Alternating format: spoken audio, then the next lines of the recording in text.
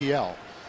If you go back to his last two starts, Detroit and New York, right before he went on the DL, they didn't go very well. 20 hits and 12 runs in 10 innings. Prior to that, though, he had 3 starts, 23 innings, 1 walk, 15 strikeouts, a 5-inning shutout stint, a 9-inning shutout, and then a 9-inning complete game. Gave up 2 runs and beat the Mariners. So he'd won 3 in a row before he had some physical problems, and hopefully now, after 2 rehab appearances, he's back to being 100%. And important to keep this guy off the bases to start the night. Michael Bourne leads the National League in steals. He was also first in infield hits.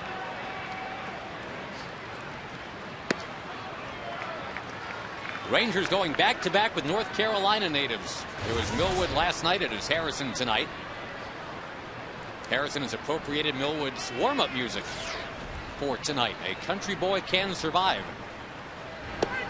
Millwood did more than survive last night. Millwood sparkled last night. Kevin's allowed just 1 earned run now the entire month of June.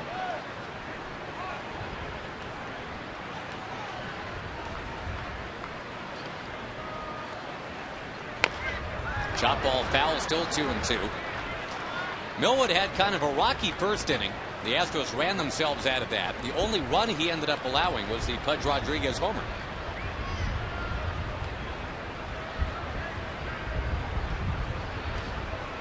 Well, it seems like every start, Tag, is giving you those 115 pitches or so. Yeah, that really hasn't varied from day one with Kevin. And yesterday was a pretty good test, too. He had to work hard early, and it was hot. Well, last pitch looked pretty good. Mark Carlson said no go. It looked like a ball, but it was actually a strike. That one's a ball. So Bourne, the speedy Michael Bourne, is on to begin the night.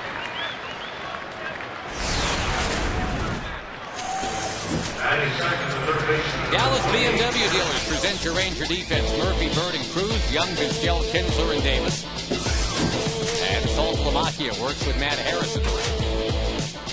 Came up together in the Atlanta Braves organization, Harrison and Salt Lamacchia. Together, they are 45 years old if you add it up. And what's crazy is the Rangers, when they're in San Francisco, they have to face Randy Johnson. He all by himself is 45 years old.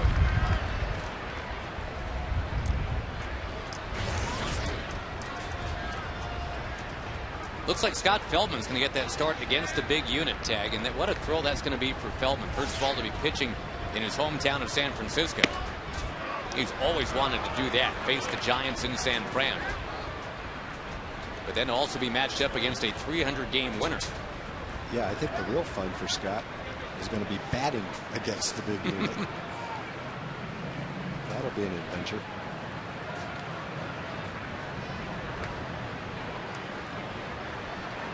Not a bad idea to keep Bourne close to first. I mentioned 22 steals. That's the most in the National League.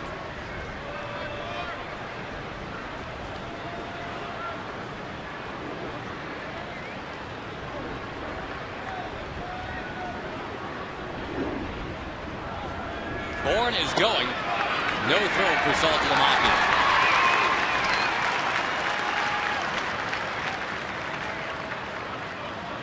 When Michael Bourne reaches base, he is a game-changing dude. The problem last year, he was basically never reaching base for Houston. That has changed here in 09. Yeah, Bourne is really reaching base now. He's got a .370 on base percentage, which is solid for a leadoff hitter. Keppinger, a ground ball past Harrison to short. Vizquel, like he's done that before, will take care of the base runner. On to third is Bourne. 11-time Gold Glover at short, Mr. Vizquel. Good pitch right there from Matt. Took a little bit off it. Keppinger hit it right off the end of the bat. Hit it slowly enough. Generally, you tell the runner at second base, don't go to third base unless the ball is hit behind you. And if that ball was hit hard, Omar would have had to play at third base. But with Bourne's quickness and how slowly the ball was hit, he was able to get to third. Infield is back. Miguel Tejada takes down and in. Tejada currently has the second best batting average in the National League at .348.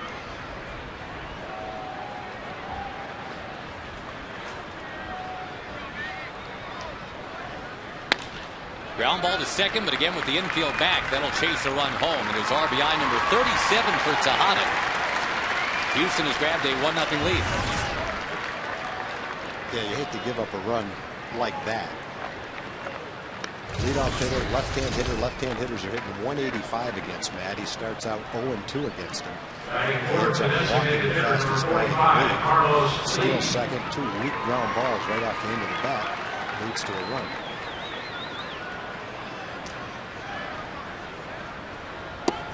One-time Ranger Carlos Lee.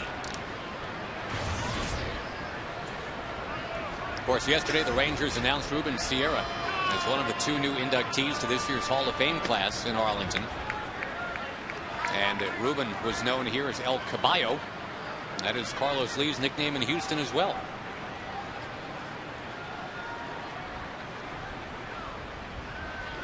Yeah, Ruben, when he was young anyway, was a thoroughbred. Carlos more like a Clydesdale, I guess.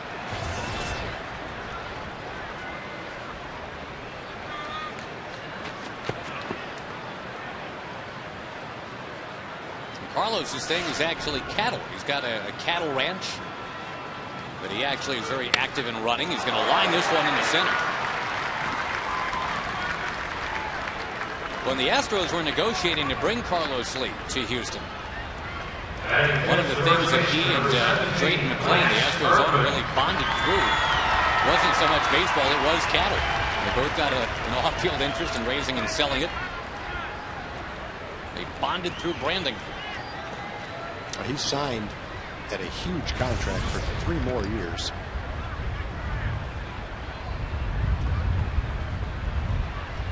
You get away with playing left field in Houston. It's not that big a field. Left field in this ballpark's a different story, and that's why he's DHing.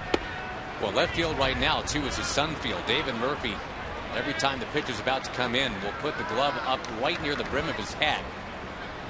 Even though he's got the sunglasses on, it's just tough to see. 1-1 to Berkman.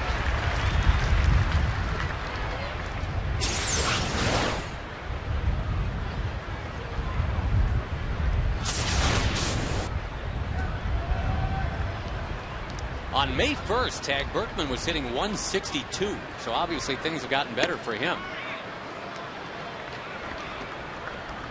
It's a guy that gets on base more than 40% of the time throughout his career. And obviously hits for power, too.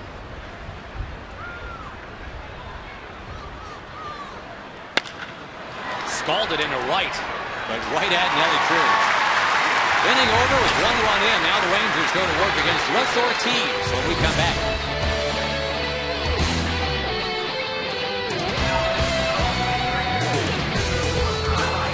.22-26. Tonight the odometer spins to 22-27 for Pudge. Kinsler, Young, and Blaylock set to get it going for the Rangers now at the plate. The lineup presented in its entirety by Southwest Airlines. Blaylock getting close to 500 career runs batted in is a Ranger. Cruz, Murphy, and Bird the middle third. Then Davis, Saltalamacchia, and Vizquel.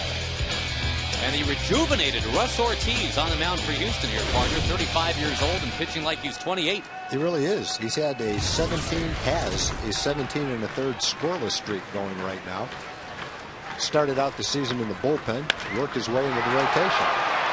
Kinsler hits it in the air, and again the sun field is going to kill somebody. It is Jason Michaels this time, who just couldn't locate the baseball. And Kinsler winds up at second base. You know, in all the years of this stadium, I can't remember a Ranger hitting the ball to left field and having that happen. I can remember other players doing it for other teams, but finally one got in the sun and it benefited the Rangers. The trajectory on that ball was just right. There's nothing Michaels could do. The ball went right into the sun and didn't come out. Would maybe actually having the sunglasses on his face instead of on his cap help? Well, let's put it this way. I don't know if he would have caught it, but they would have done a lot more if they were on his eyes than they would if they were on his hat. I've never understood that one. A guy is standing looking into the blinding sunshine. He's got sunglasses, but they're They're not over his eyeballs. Yeah, I don't know why you'd have them if you weren't going to use them. And that, you know, the sun can be so bright that even with sunglasses you can't see it if you're looking straight into it. And the left fielder right now is looking right straight into the sun. And it would appear that the glasses, even after all that, are still on the logo. Kinsler taken off for third, and Michaels has to field this one. Kinsler gets up. He's scrambling home.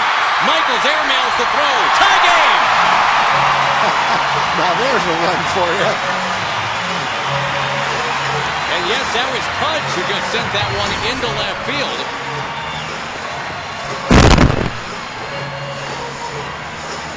That was really bizarre. Pudge airmailed it into left, and then Michaels' return receipt kind of airmailed it right back.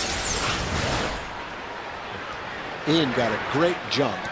The ball just slipped out of Pudge's hand. And he had no chance to get Ian. He had such a good jump. But fly ball to left, steal second, score on an error. That's a quick way to even the game up at 1.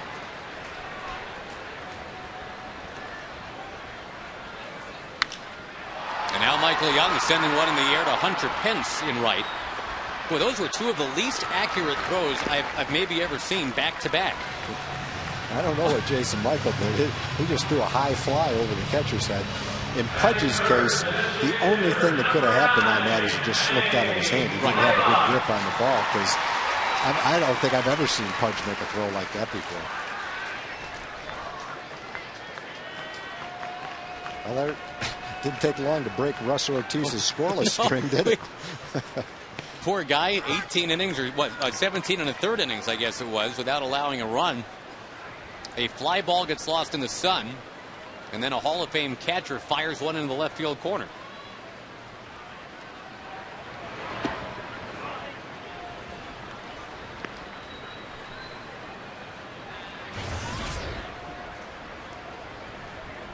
Blaylock DHing tonight. Andrew Jones on the bench instead. Of course, Josh Hamilton is still on the DL.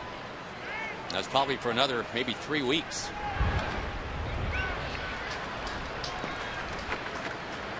Josh resuming what they call baseball activity. Yesterday with the just kind of throwing the ball around from about 70 feet away.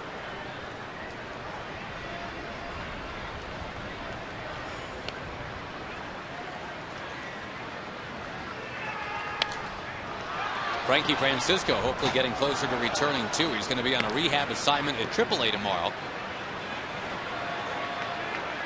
I think it's good that Frankie goes on a rehab assignment. He needs to be able to go out in a comfortable situation. Not that it doesn't matter what happens at AAA. It matters a lot, but it's a little different than a big league game where he won't have to go 100%. You know, he might be able to go 85% on the first few pitches until he gets the confidence back that he can let the ball go without injuring himself. He definitely let it go in Boston the last time he pitched. It'd be great to have Frankie back healthy for the rest of the year, throwing the ball like he was in Boston. Be one of the best closers in the league if he is. Cue shot foul from Blaylock. Taking you back to how the Rangers got their run. Here's what you're talking about, Tag. Pudge just not getting a good grip on it. No, he never had a grip on that ball. That ball looked like it was in his little finger and his second to the last finger rather than the first two fingers. He had no chance to throw Ian out. Even if he made a great throw, Ian was going to be safe and probably would have scored if Michael hit a fly ball anyway. Good changeup right there by Ortiz. And the changeup has been the out pitch for Ortiz this year. A much better year for Ortiz than he's had the last several. Nelson Cruz about to bat as we check the Astros defense presented by Dallas BMW. Michaels, Bourne, and Pence roam the outfield. Keppinger, Tejada, Matsui, and Berkman in the infield. And, of course, it's Pudge shooting the catch. Yeah, Josh, the last 4 years for Ortiz, since he signed the big contract as a free agent with Arizona, he's 7-22. And in 4 years has only thrown 227 innings.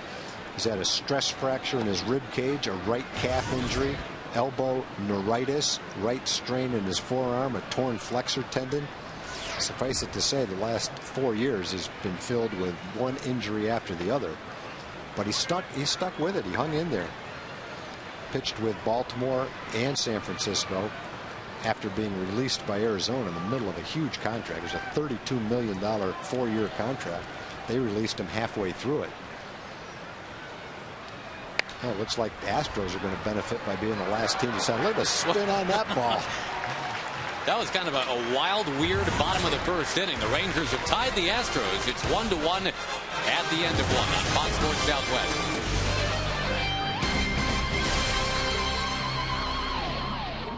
Thank you, Josh. Community Corner tonight. We have Andrew Vettel, Lena Pope home, and helps strengthening families and also developing resilient children. Great organization, right, Andrew? Yes, sir. We've gotten a chance today to work with Texas Rangers, who have allowed us to get a camp together. We've been working with about 50 kids a week. Gotten a chance to tour Fox Sport Net and go out, tour the ballpark, as well as go fishing outside here. So it's really been a good time. We've had a lot of fun. Got a couple of families that come out tonight and watch the game. That's excellent. Now, you toured Fox Sports Net. You happen to see a big, tall guy with blonde hair sticking up about this high out there? Yeah, we left at about 12. I don't think he got the opportunity to come. You talking about Rick? Yeah, hey. Yeah, there we go. Good impersonation. People want to get involved. What do they need to do? Well, the big thing is just call Lena Pope home at 817-255-2500. We've got a great person who's involved in our volunteer department and heads that up, named Marilyn Sammons, and she'll help you out and let you know where to go. There we go, Andrew. Nice meeting you. Keep up the great work. Thank you. All right, Josh. Thank you, Jim. That is a great cause, too. Arlington's very own Hunter Pence against Matt Harrison. A 3-ball, 1-strike count. The Arlington High School Colts, and then UT Arlington for college for Hunter. We're going to see another UTA alum in Phoenix next week, Tag. Ryan Roberts getting a lot of playing time for the D-backs. Good for him. Had a good year in AAA. Yeah. He's a big league player. He deserves to be in the big leagues. He's pretty much become their everyday third baseman the last couple of weeks. One thing you'll notice with Hunter Pence, there's not many big leaguers who choke up on the bat more than he does. No, and he's a big guy, too. 6'4", 220. Yeah, it's a good lesson for a lot of young hitters. You don't have to hold the bat on the bottom to be a good hitter. You actually get better bat control when you do choke up a little bit. 3 in the middle to get him. And good pitching by Matt. He fell behind 3 balls and no strikes, came back and struck him out. And the ovation you hear now, in fact, it's a standing ovation, is for that guy.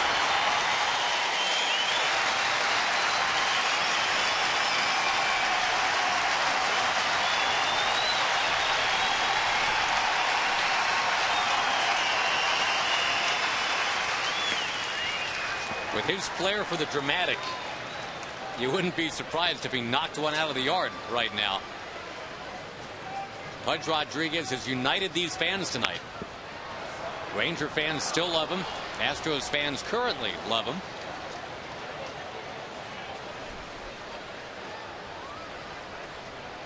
Most games caught in the history of the major leagues as of tonight.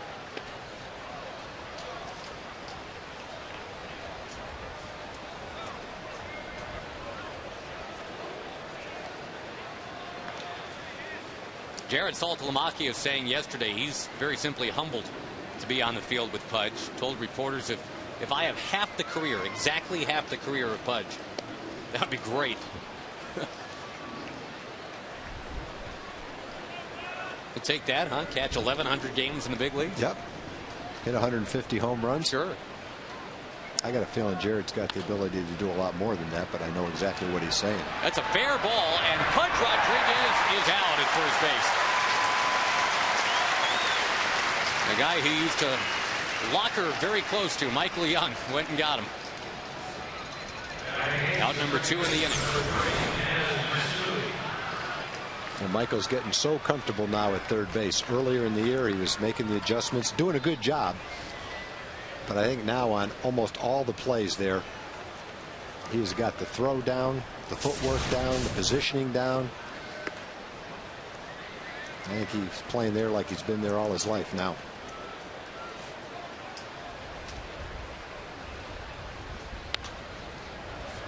Matsui sends one back into the crowd. Nice crowd tonight on a Wednesday night. We mentioned a very warm night, 94 degrees. It's a $1 hot dog night. A Dr. Pepper autograph Wednesday tonight. Well, look at that base hit. It's kind of a half swing. That's I don't even know how to describe that swing. It's an abomination. It's not. I won't say that. Right. It's not fair. Let's put it this way. It's not going to have the type of swing you're going to make a highlight film around or a video. But works for him. Matsui missed 3 weeks on the DL, had a bad hammy.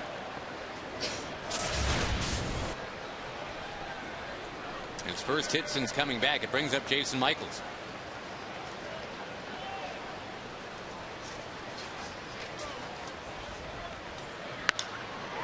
Goes after the first one and lofts it towards right center. Nelson Cruz is all over it. So Harrison is out of the inning. Murphy, Bird, and Davis coming up in a 1-1 game.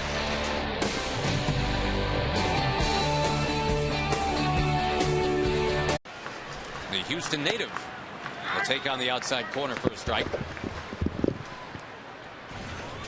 Rangers and Astros again tomorrow. First 7,500 kids 13 and under get a Rangers nightlight tomorrow night. 972 Rangers number to call to get your tickets. Or you can go online at TexasRangers.com. If you're afraid of the dark and a Rangers fan, it's a perfect night to come out tomorrow night.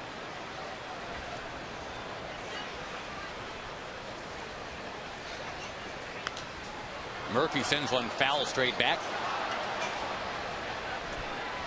And Russ Ortiz, we kind of hinted at it. I mean, this was a 21-game winner in 2003. Took over as a new Atlanta ace. He followed up in 04 by going 15-9. But as Tom was talking about, since then it's just been a nightmare for him until the last month or so.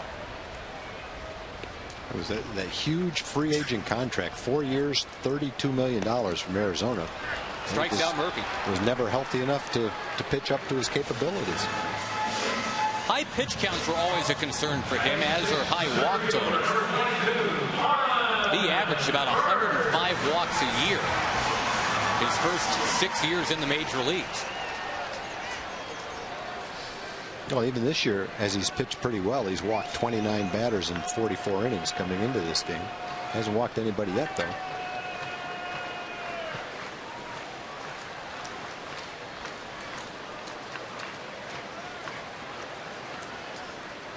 Marlon Byrd, hard hit to third for Keppinger. Astros are playing mix and match at third base. They've had all kinds of issues over there. Jeff Blum's on the DL right now. Aaron Boone is out for the year. Had that heart problem that he had to get looked at and taken care of. They've used Edwin Masonette. Former Ranger Matt Cada's on the team. And tonight it's Keppinger. I can't recall seeing a big league team with essentially 4 third basemen, one of them on the DL right now, but 3 active third basemen. None of whom are Ty Wigginton, who they had and let walk away.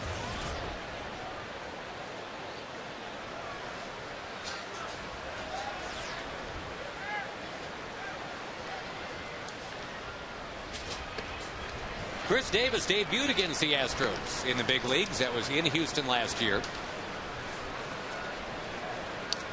Still trying to find himself here in 2009. The power's been there. The defense has absolutely been there. But the contact has been an issue.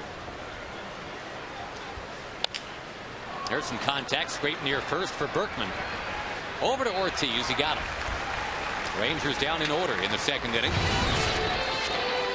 Tie game 1-1 at the ballpark tonight. We'll play the third after this.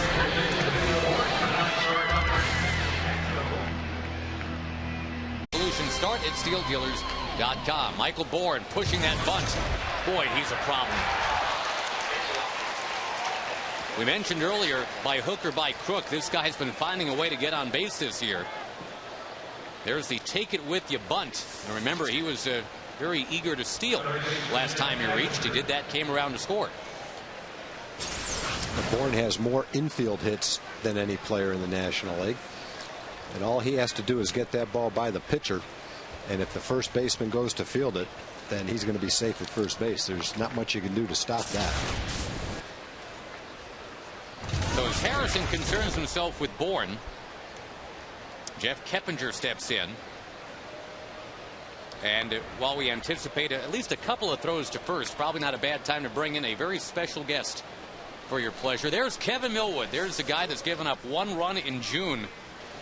The ace of the staff. Hi, Kev. How you doing? Do you like that ace of the staff thing or not really? You know, it is what it is. Well, you are. I mean, you know, you got the 6th best ERA in the league right now, and you are going deep into ball games. Obviously, you got to be feeling great because it looks great out there.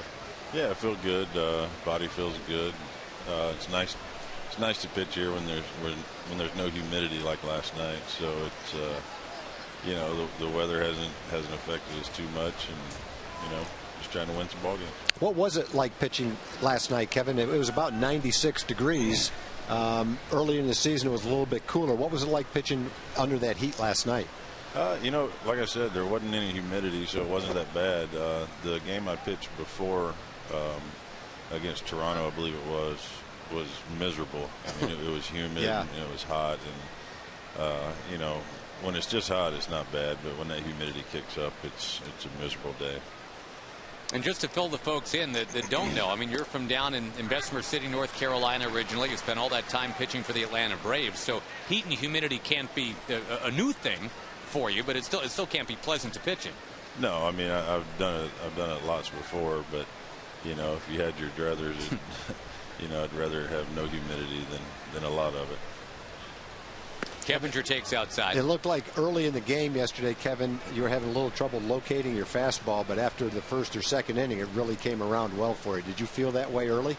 Yeah, I had no clue where my fastball was going early, but you know, got Pence and Lee to chase a few high balls for me and help me get out of that 1st inning, and then I was able to settle in a little bit. Can you tell in the bullpen what you're going to have when the game starts? Is that any indication for you when you come out of the bullpen to throw your first pitch? No, there's been times where, you know, throw great in the bullpen and, you know, get out on the mound and don't know where the ball's going. And, you know, and there's been times where, you know, bouncing everything in the bullpen and come out and throw it wherever I want to. So it's, you know, I kind of think about the bullpen as just getting loose and getting ready for the game. That's kind of like the range before you go out for a round, isn't it? It is. But it seems like I always hit it good on the range. So if that tells you anything. Kev, let me ask you about a couple games that you probably will remember. That I'm just curious. I mean, how you prepared to go out for those as Miguel Tejada steps in here. You carried a perfect game into the 7th inning against this Houston team about 10 years ago. You faced him in the playoffs and just clobbered him. Those 2 games, was it one of those feelings like, yeah, I've got my stuff, I'm going to do something, or were those one of those where it just happened to work out? Well, I think the playoff game I remember well. You know, it was a situation where that season I'd pitched well against Houston, and so I had a lot of confidence going into that game. I matched up well against them, and you know, we put up a lot of runs that game, so it you know, my job became a little easier. For those who don't know or remember, if you look it up, it says right in Kevin Millwood's bio, the Division Series 1999, Atlanta versus Houston, 10 innings, 1 hit. No walks, 9 strikeouts. That's a heck of a division series right there. That was the 1 complete game and then 1 save. Yes, got the save in game 3. Vizquel takes a friendly hop. Turns a double play. Gotta like that. Kevin, thank you so much for spending time with us. Thanks, Kevin. Good game yesterday. Thank you. Awesome job, man. Keep it up. Matt Harrison, the other North Carolina native, pitching very well. It is 1-1 middle 3.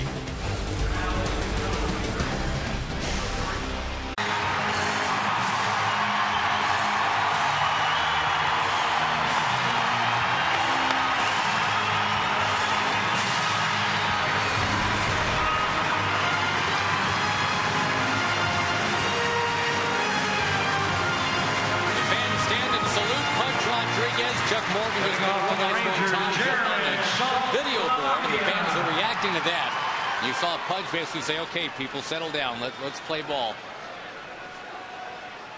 A lot of warmth, a lot of love for Pudge tonight. Rangers have never had a player with more charisma than Pudge. I don't think we've ever had a player who connected more with the fans than Pudge has. Saltalamacchia knows there are big spikes to fill in that department. He's going to loft one to center field. Michael Bourne going back at the track, at the wall. It's gone! Salty's salute to Pudge has made it 2-1.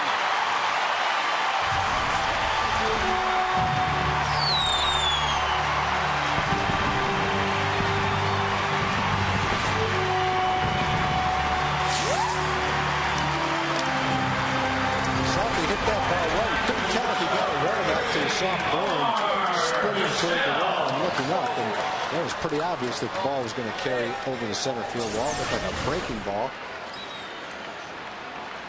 out over the plate, maybe on the outside corner. He had to reach for it. Shows you the kind of power that Salty has to drive that ball to dead center field. Both Pudge and Salty came into this game hitting exactly the same, 247. They've now both got 6 home runs.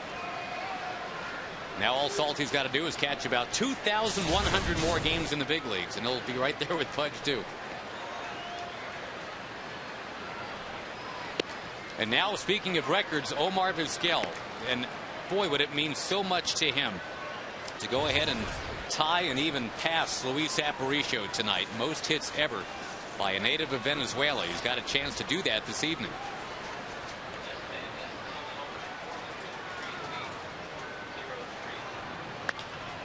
Towards center. Michael Bourne started back, but now he's in, and he'll make that catch. You know, when Omar first broke into the big leagues in Seattle, he was derisively called Omar the Outmaker. He was hitting around 200, 210, and they kept him around because of his glove. But you look at the Geico quote, and it's pretty much what we're talking about. Omar admits, people said I wouldn't last because of my bat. And even now, it's true. Nobody really talks about those offensive numbers. They talk about the defense. But to pass the only Venezuelan who's in the Hall of Fame, yes, would put him in a very special category. He's on the doorstep of doing that. Kinsler, 2 homers yesterday, a bunt here. And he is safe at first base. When you do that 10 times a year, you can add 15 or 20 points to your batting average. It's a weapon for a guy that can run and a guy that likes to pull the ball. Third baseman plays you back, drop a bunt down. He comes in, hit a rope by him for a double.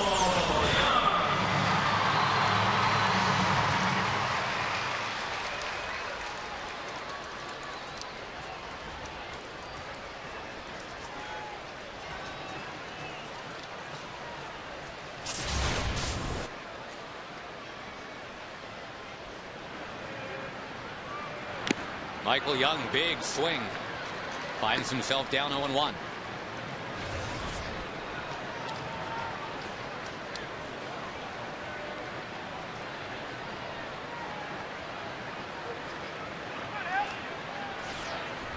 The Jared Saltalamacchia homer has the Rangers on top.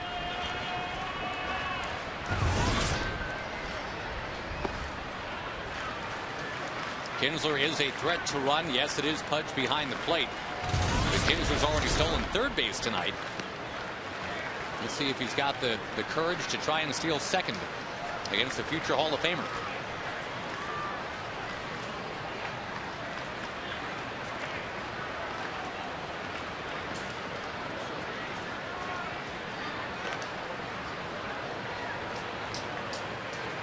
Tag, before I forget, a couple of birthday wishes go out tonight. A very happy 88th to a great Ranger fan, Doris Woolridge, watching the game tonight. Happy birthday.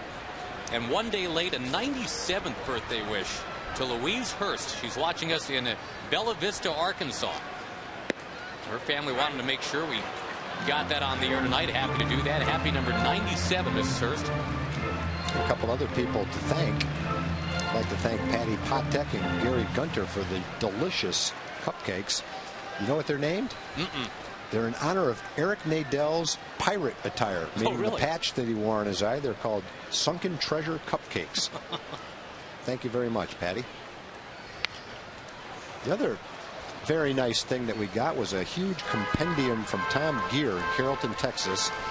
He's been to 45 major league parks, and he sends pictures nice. Look at that. And descriptions and actually a ranking of the parks and how he's enjoyed them. He's heard us talk about them and decided we might enjoy what he thought about them. And he's probably seen more parks than we have.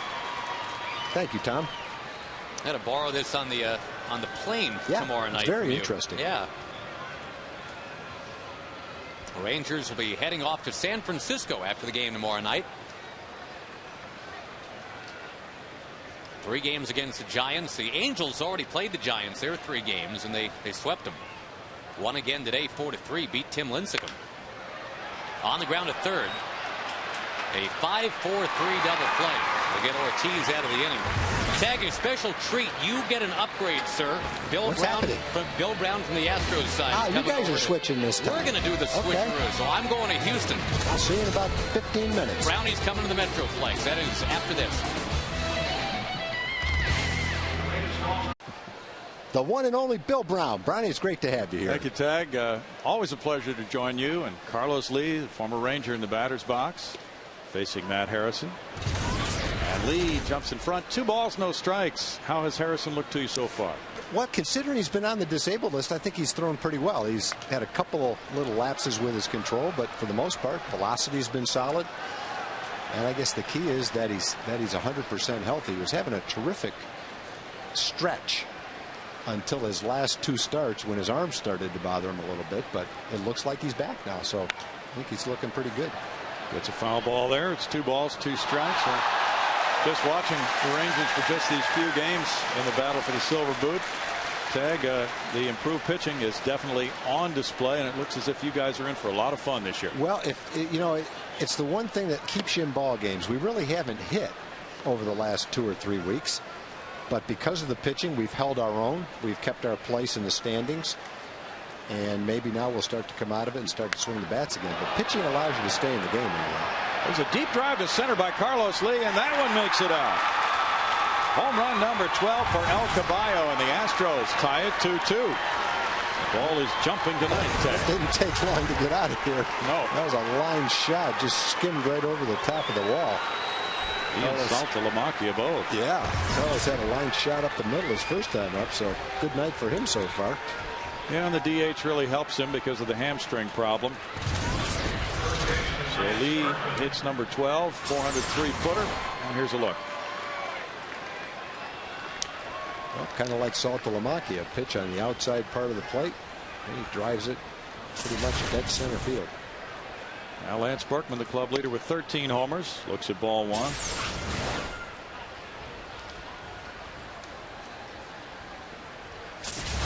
We've seen center fielders in retreat tonight, and probably will continue to see that sight a few times. You guys do keep a full scorecard for these games, don't you, Tag? Yeah, we've got a really good offensive team. That's why it's been so unusual the last couple of weeks to struggle the way we have offensively. We had stretch of 8 or 9 games where we're averaging about 2 runs a game, but they always say that hitting kind of comes and goes, even the best hitting teams, and the things that keep you in a pennant race or keep you competitive is your pitching and your defense. So fortunately that's been true with us this year. Kinsler takes care of that play, out number 1, and yeah, they've really been turning the double plays up the middle. A solid defensive play throughout the infield. The guys in the outfield run and cover the gaps, and that is a huge part of that improved pitching staff, isn't it? Yeah, absolutely. Our defense last year was not a good defense, and with the addition of Elvis Andrus to shortstop and Omar behind him, Michael moving to third, infield is really solid. Hunter Pence is headed for second. Here's a throw from Marlon Byrd. A line drive double for Pence. That's his 10th of the year. That jumped off his bat over shortstop Vizquel. And from the Astros standpoint, Brownie, it looks like the Astros are playing much better than they were when we were in Houston. You guys were struggling back then, weren't you? Yes. That's a nice play by Byrd, but Pence has very good speed. Now Hunter appeared to come out of his game a little bit last night, jumping at some pitches, but that's a good swing. He stayed back on that ball nicely. Now Pudge Rodriguez, who grounded to third base.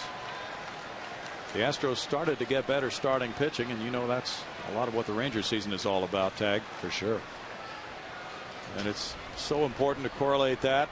The Astros have won 10 of their last 15, but the run support has been about the same as it was before then.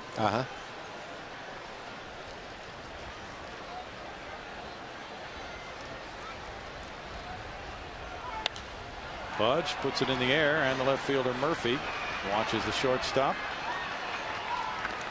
Vizquel take care of out number 2. We have some Affleck trivia coming our way, Tag. Let's see what we've got. June 20th, Ivan Pudge Rodriguez made his debut against Chicago. Who was the White Sox catcher that night?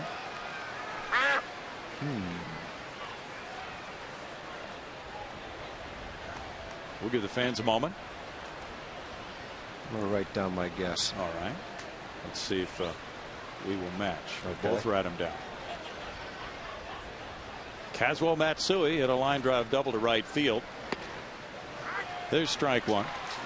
There's kind of convergence of the greats that night when Pudge took over. And this other catcher was into a record-setting run.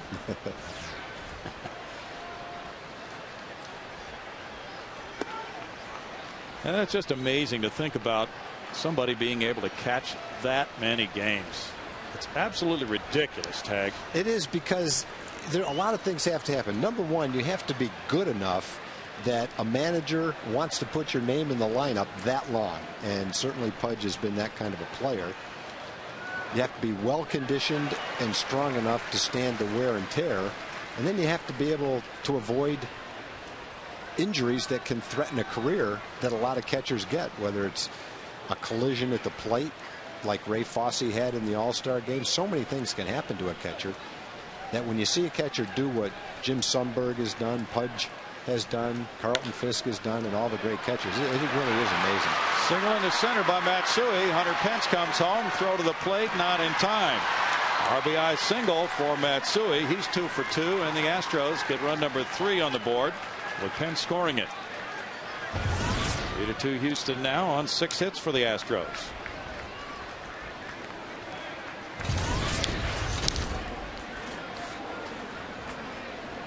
And the number 9 hitter, Jason Michaels, will bat next. Hunter has been batting 3rd for the last couple of weeks or so. Now in the number 6 spot tonight. Coming through with this run as we see the swing. It's only been a couple of games, but Matsui appears to be swinging the bat a lot better right-handed tonight than he was left-handed last night. Yeah, absolutely. He had a rough night last night, Tag. Jason Michaels looks at a ball. Hit a fly ball to right field in the second. Erstad started last night in left field with lead DHing. Michaels gets his opportunity in this game. That one rolls out to Kinsler. And the toss to Vizquel gets the force on Matsui. 2 runs scoring on 3 hits and a man left. It is 3-2 Astros.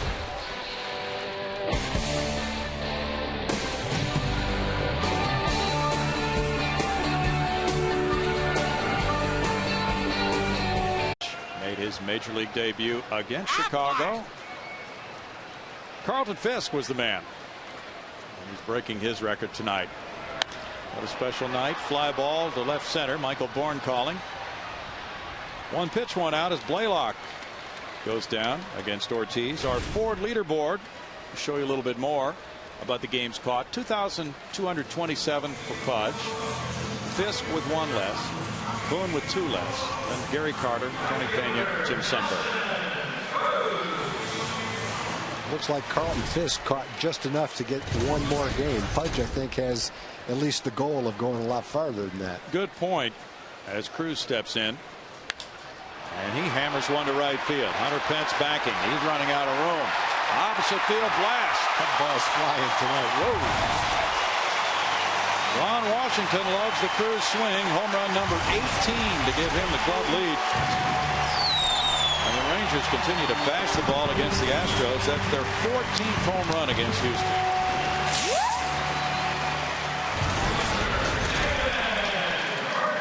Cruz has hit 4 against the Astros this year.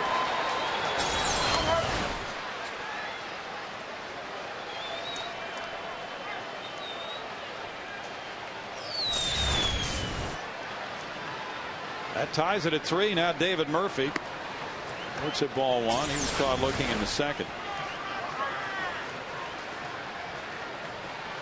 It's got to look like he got a curveball up out over the plate, hung up there for him. He waited on it nicely. Quite a pace Cruz is on for home runs. Yeah, he really came into his own last year in the minor leagues. again. But then finally, when he was called up to the big leagues last year, and he had a good winter ball season, he had a good World Baseball Classic for the Dominican, came to spring training, hit well, and he's been one of our most consistent guys this year in the middle of the lineup. 1 ball and 2 strikes for Russ Ortiz. Now that was, I don't know if you'd call it a short, compact swing, but when he made contact in that part of the strike zone, well, he sure unleashed the power, Tag. Yeah, I think I would describe it that way.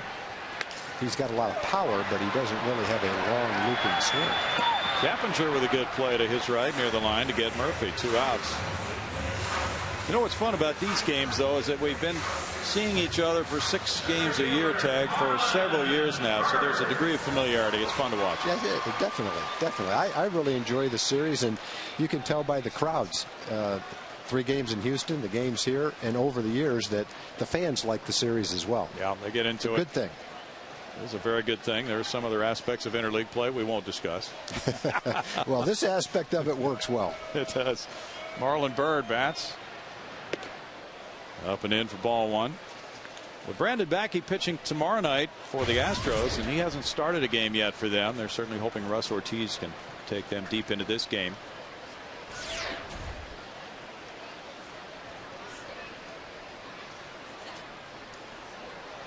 Do the Astros tend to stay in rotation, or will they skip a guy so Oswalt takes his normal turn? Yeah, they've moved people around this year, and they've moved them back on extra rest in the case of an Ortiz or a Hampton, because Russ did not pitch all last year. Right.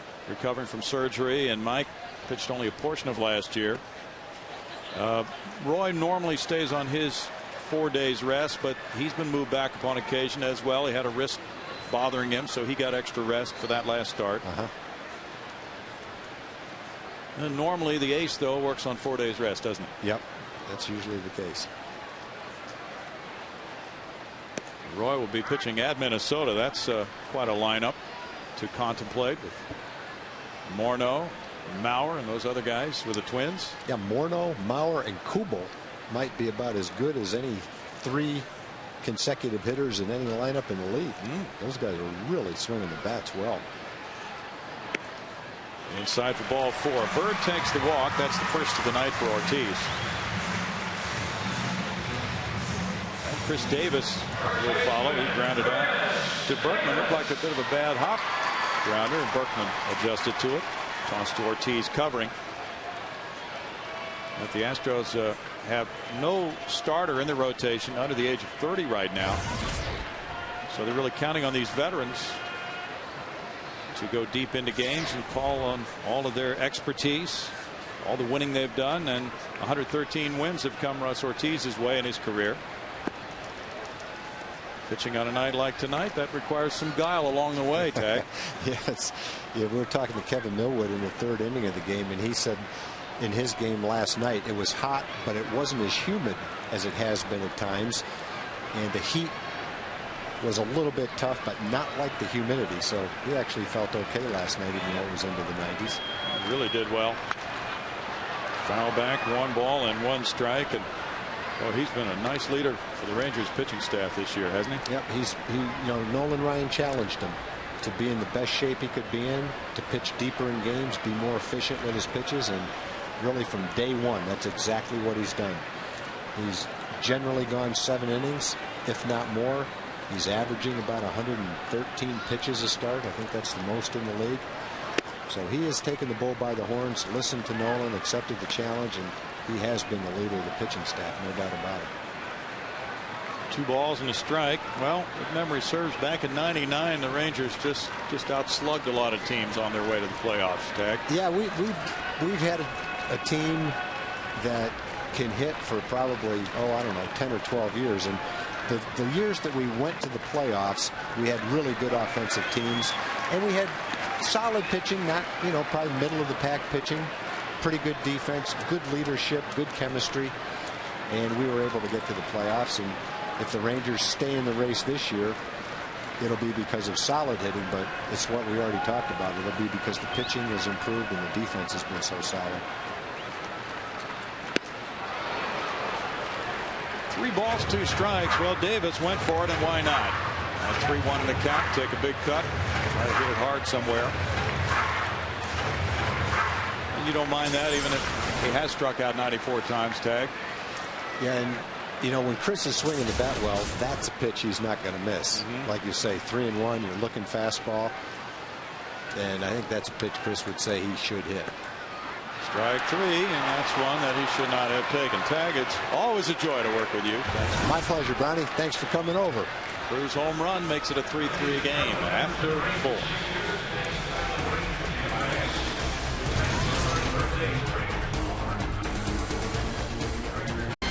How's my Bill Brown impression sound to you, Tag? Am I still sounding pretty good? Hey, sound great. That's fun to do that just for a little change of pace. Well, we shot the wheels off of the other broadcast pretty good. Michael Bourne is batting, and just to continue the fun and frivolity, the so-called hijinks and hilarity, to coin or steal a phrase, the great Mike Reiner from the Ticket here in Dallas. If you are a fan of sports in the Metroplex, this man needs no introduction, although you probably don't see the face all that often. No, I probably do, too. They're thinking I'm the Admiral Stockdale of this bunch. Good luck.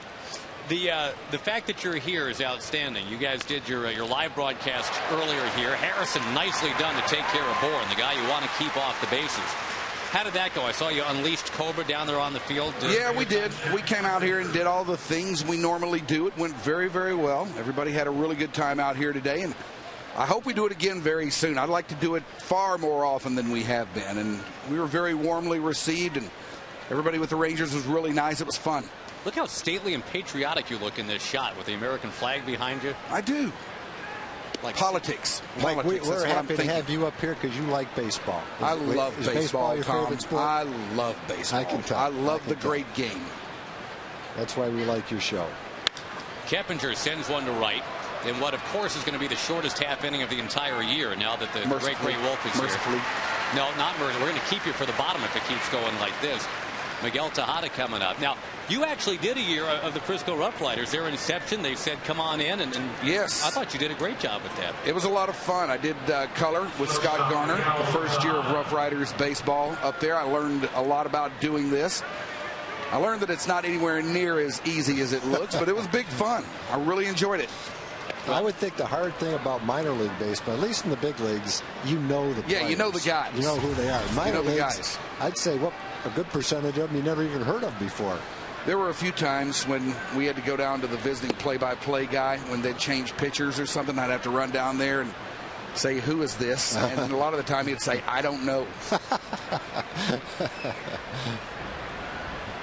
2 balls, no strikes to the normally free-swinging Miguel Tejada. But the count goes to 3-0. If he reaches, by the way, you're doing play-by-play for Carlos Lee. You know that, right? No. Well, Josh, that's why you're here. You're Josh. Well, you're Mike. What's on Mike's mind? We're about to find out right now as Miguel Tejada walks. Oh, you're sorry. And Carlos Lee, sorry. I'm going to get even with you for this. I look forward to it. Here, ladies and gentlemen, is Mike Reiner. All right, Carlos Lee, the big right-hand slugger, stands in now. 2 outs. Tejada on first. Harrison's pitch count is up to 70 here in the top half of the 5th. Comes set, the pitch is swung on, driven out toward right field, but that's curving foul. Davis over, gives chase, watches it go 6 rows back. 0-1 the count on Lee, who homered his last time up. In your job now, are you living a dream? Is that what you wanted to do growing up? I wanted to do something like that. Something like this or like that. That's what I fell into. The pitch is just off the inside corner. 1-1 on Lee. Lee, the former Ranger great. Also a former Milwaukee Brewers great. Well.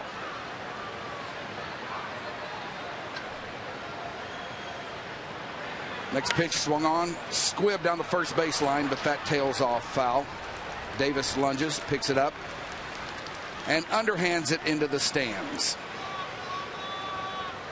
Would it be at all uncomfortable if I put my hand on your knee right now? I could roll with just about anything. I'm afraid I'm going to. I mean, if you want to already laying this thing, go ahead. I'm afraid I'm going to have to leave if that happens. That'd be very uncomfortable. Just throwing it out there. 3-3 top 5. Here's the pitch inside. It is 2-2 on Lee. The outfield playing Lee fairly deep in left. Not so much in center, right. They shade him around a little bit toward left. Harrison ready, and the 2-2 pitch. Up high, ball 3. This is awesome. It's the longest at bat of the night. For you. I'm hating this. Come on, you're good at it. Come on. No, I'm not, Josh. That's why you do this. You're where you should be. I'm Don't not. underestimate yourself. You're doing great. Harrison ready. Here's what they call the payoff pitch. Swung on, fouled back to the screen. Best thing is your show's going to have some ammunition for tomorrow's tell me show. about it. Tell me about it. I'm squirming already. Well, what I want to know is, have you gotten a Kingston Trio reference out of him tonight? No Tijuana jail, nothing. all I know is if they come to town, you've told me That's about right. it. We're going. Because I don't know anyone else that'll go with me. That's right. Wow. I surely will. We're going. All right. Well, if you see they're here before I do, you let me know. I will be on it. Here's the pitch. Lee swings and hits one hard and foul. Aren't down most the of left those field guys, line. aren't they dead? I don't know. What is the death count in the Kingston Trio? I don't know. There's only 3 of them, so. Well, maybe it'd be like the new Kingston Trio. Here is the 3-2 pitch on the way again to Lee, and it is just off the inside corner, ball 4.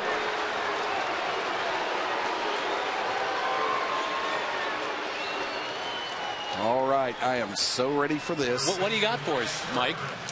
Let's go to Jim Knox. Yeah! Boy, what an honor. Mike Reiner throwing it to me. I can't believe we got Mike Reiner in the broadcast. Yeah, we love that guy. All right, Cruz Corner right here. How'd this come about? Well, we just wanted to show some support for the newest Rangers superhero here, Nelson Cruz, because everyone already knows the greatness of Ian Kinsler and Michael Young and Josh Hamilton going to the All-Star game last year. And we think it'd be great if Nelson could make it out this year because he's having an awesome year. Did you see that last inning? Hit his 18th home run of the year. Yes. Leading the team in home runs.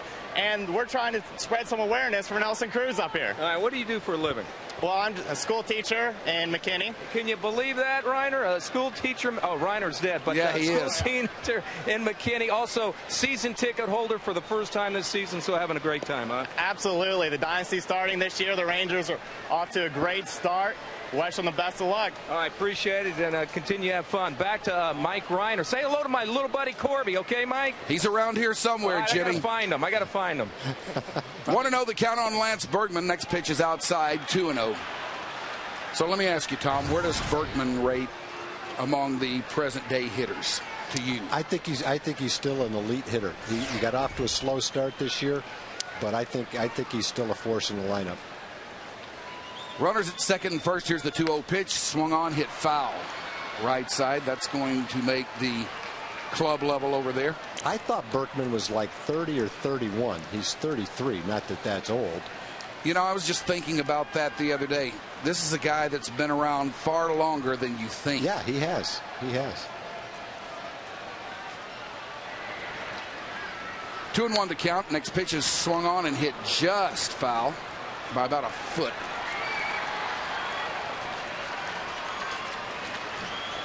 Jason Grilly getting loose out in the bullpen. Grilly, who gave up a big home run in his first appearance as a Ranger. Maybe going to try it again here. Harrison's pitch count is getting up there. 2-2 the count. He's ready. Here's the pitch. Swung on, and that is popped up right side. Saltalamacchia and Davis over for it, but that hits the top of the Rangers dugout, out of play. That's a big hitter for Matt because he's probably going to be his last hitter. You'd love to see him get 5 innings in. He's had good velocity today. He's thrown the ball pretty well. Been on the disabled list. And you'd love to see him get Berkman right here, leave in a 3-3 game. Rangers have a chance to score next inning, maybe get him a win. Pitch count is 83. I know the Rangers want a little bit more out of these guys, but for a guy just off the DL, that probably will be just about it. Here's the next pitch, just off the outside corner again. That was a big changeup right there. Berkman thought about it. swung at it earlier in the game, but this time he laid off it. Not a strike, but a tempting pitch. 3-2 the count.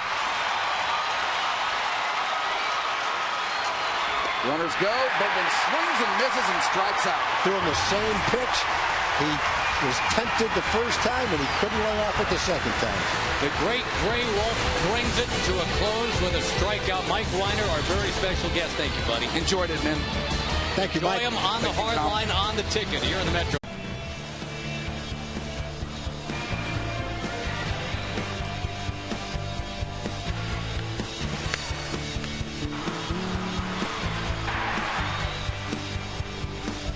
AT&T, the nation's fastest 3G network, your world delivered. 1-0 the count to Saltalamacchia. He's got one of the 2 Ranger homers tonight. Steers himself into a hitter's count, 2-0. But it's been a busy night of Ranger baseball tonight. Shuttling guests in and out of the booth, watching home runs fly. Rangers and Astros tied 3-3. The Angels have already won today. Came back to beat the Giants 4-3. Beat Tim Lincecum. The Giants had a 3-1 lead late in that ball game. The Angels scored 3 runs off Lincecum. Angels have won 6 straight all of a sudden.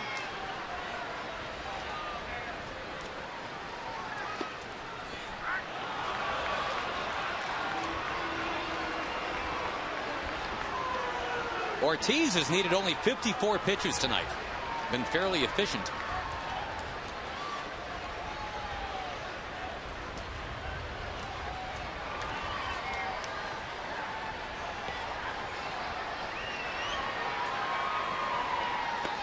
Got him this time. Salty had homered last time. And now 2 strikeouts in a row going back to last inning for the veteran Ortiz.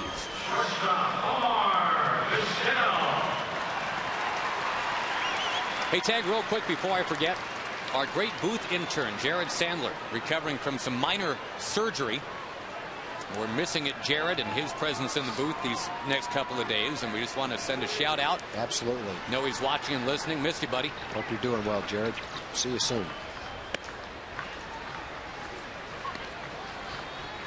He's missing a big night. Pudge sets the record for most games caught as a big leaguer. Omar Vizquel has a chance to set a record tonight. Most hits by a native of Venezuela.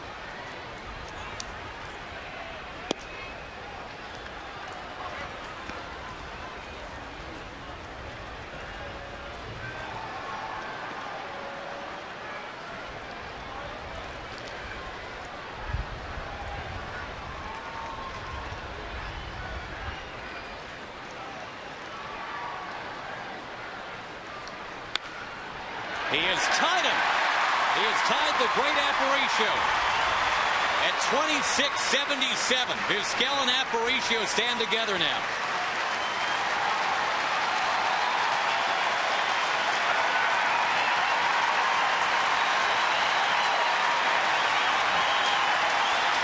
Well, this is a game that you're glad you're at. When you see a couple of standing ovations for Pudge and now one for Omar. 2 great Latin players with tremendous charisma, enjoying the tail end of spectacular big league careers, both of them headed to the Hall of Fame. And so to have the chance to be here tonight is pretty nice.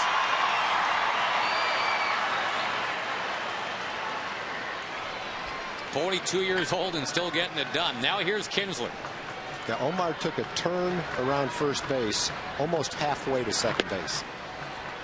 And the point is, most guys on that kind of a hit take about 3 gratuitous steps past first base and then go back to first base. One little bobble by the center fielder and that 42-year-old would have ended up on second base. That 42-year-old's got 3 steals this year, too. I know it.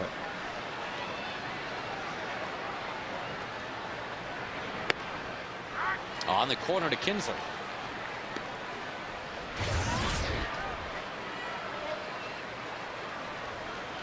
We'll check some of the other scores for you in just a moment.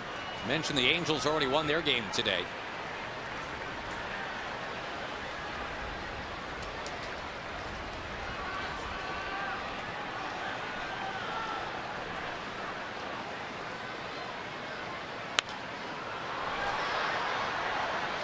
The one common denominator in a lot of these interleague matchups right now is they're World Series rematches.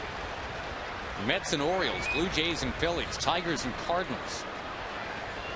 You have the Giants and the Angels. And if you want to go all the way back to the 1900 whatevers, even the White Sox and Cubs.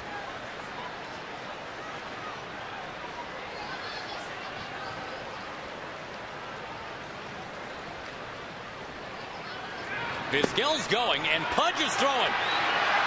And the ball gets away. Omar takes off for third. Wow. The two guys were celebrating tonight, and they've got 24 Gold Gloves between them. It was Vizquel just kind of bopping it out of the glove down there at second base, and now he's at third. It looked like the throw got there just as Omar got there. The umpire waited to make the call, and by the time he made the call, the ball was out of the glove. And then Omar alertly goes to third base. Yep, he just couldn't hang on to the ball. Well, you've got a 42-year-old making something happen right there. Now he can score on a sacrifice fly. The infield's in. He can score on a ground ball. Boy, what a big play in this game. I mean, that could have been the second out of the inning. Instead, Vizquel's at third with just one out. And Kinsler looking to bring him home. Michael Bourne settles under it. Vizquel is ready to tag. Here he comes down the line. Rangers 4 and the Astros 3. That's a 42-year-old playing like a 20-year-old right there. Waits his turn to play every 4 or 5 days. And when he plays, he makes something happen. That is a pleasure to watch him play.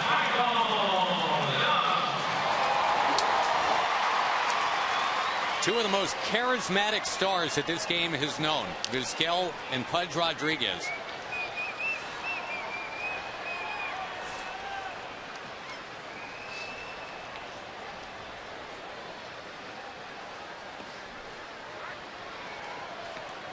It's kind of like a Hall of Fame eclipse tonight. You know, you got Vizquel coming the one way and Pudge going the other.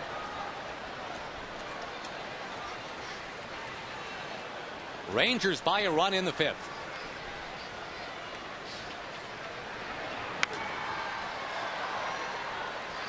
On that out-of-town scoreboard, the Orioles lead the Mets 6-4 in the 7th, and the super prospect for Baltimore, Matt Wieters, has his first big league home run in that one. The Mineral Wells native Aubrey Huff has hit one out for Baltimore too.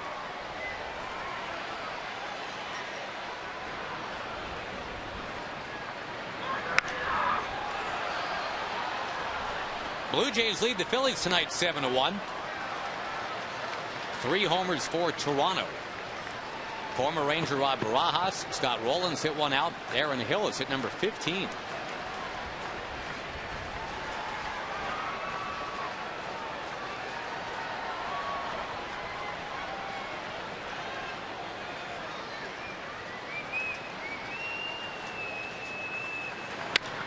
With 2 strikes on him, Michael Young to right field. Hunter Pence with a dive, and he got it to get Ortiz off the mound and out of the inning.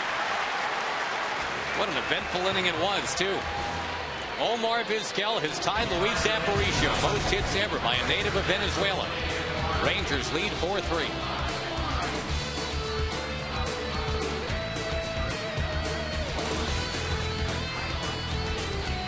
Who was on a pitch limit tonight of about 90 anyway. Pretty much got right to that, and now the Verizon call to the bullpen. Here is Jason Grilli. Well, it went exactly like you would want to see it go. Matt Harrison facing his last hitter, 2 men on. He struck out Berkman. The game was tied. The Rangers scored. And if the Rangers can hold this lead, Matt would be in a position to get a win. But you've got 4 innings of relief before that can happen, and the first one to get a shot at it is Jason Grilli.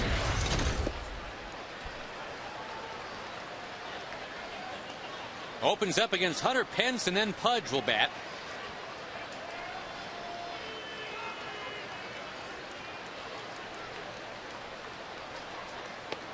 It's been Russ Ortiz all the way tonight for Houston, and originally Mike Hampton was supposed to pitch for them tomorrow, but he's now headed to the DL with a groin problem. Brandon Backey will take over now is the starter for Houston tomorrow. Pence with a hard ground ball under Kinsler into right. Pence is a threat to run. Here comes Pudge Rodriguez in what is now an official ball game. So yes, he does have absolutely that record. He has passed other Pudge, past Carlton Fisk for most games caught in the history of the big leagues.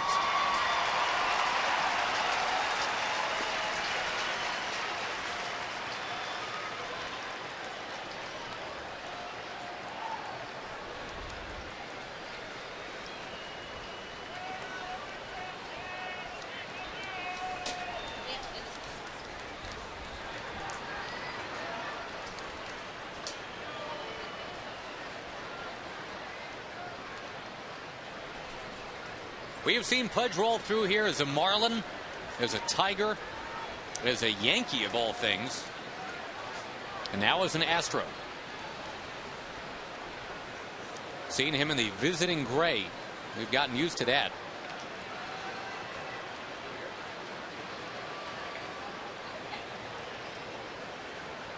Of course, Pudge wasn't with the Astros until mid-March.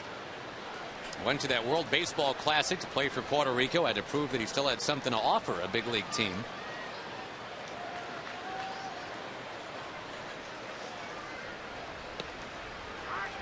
A strike to Pudge.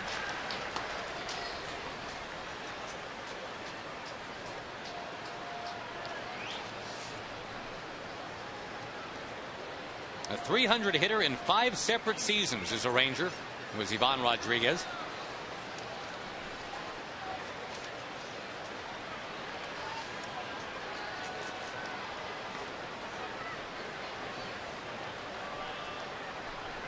Really acquired by the Rangers from Colorado a little more than a week ago.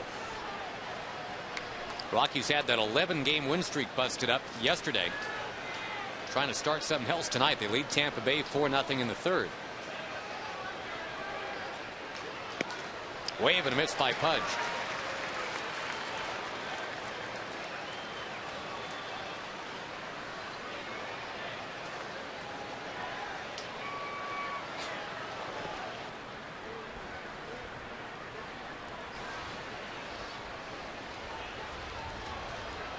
So far tonight, a ground out and a pop out.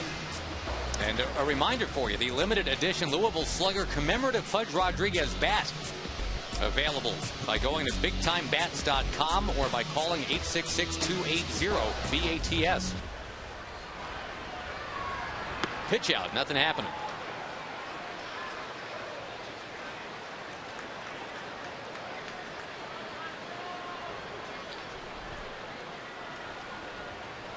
I mentioned Pudge came through here as a Yankee last summer, and it was about a dozen years ago, I guess, Tag, that Pudge Rodriguez almost became a Yankee even then. There was talk about a deal that would have sent Pudge to the Yankees for Eric Milton, Tony Armas Jr., and Jorge Posada. Yeah, that deal was, I think, pretty much agreed to until Pudge, on the way to the ballpark, drove to the Ranger offices, walked into Tom Schieffer's office. Tom was the president of the Rangers, and said, I don't want to get traded. I want to be a Ranger. And Tom said, well, you can make that happen by agreeing to the contract. They negotiated for a few minutes. Pudge agreed. Pudge was signed, and Pudge stayed a Ranger. And that's, I think, the player's prerogative. And if you want to be somewhere, that's what you should do. Take it out of the agent's hand and go in and get the job done yourself if that's what it takes. Man to man, person to person. Yeah, you know, the agent doesn't have as much invested in the community and a team as a player does. Sometimes it's a shame when players leave. It's not really what they wanted.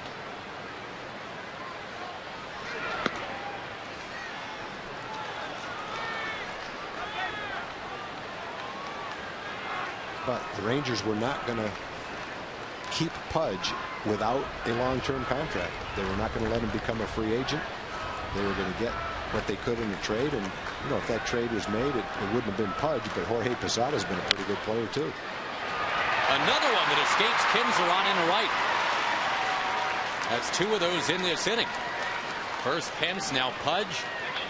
And Kaz Matsui will come to the plate. We go to Emily Jones. Well, guys, it is the top of the 6th inning, which can only mean one thing. I am here with a friendly reminder to check us out on all things technological, whether it be Facebook or Twitter. Fox Sports Southwest is everywhere to keep you up to date on your Texas Rangers. Check us out on Facebook at Fox Sports Southwest. That is our page. Also on Twitter at twitter.com/FS Southwest. Give us your thoughts. Also, you can check out all of the behind-the-scenes video from the Rangers' recent road trip to Boston and New York. John Radigan with some great stuff there from the Big Apple and Beantown. All that good stuff you can find on our Facebook page, and keep us up to date with what's going on in your world on Twitter as well, guys. All right, Em, thank you very much.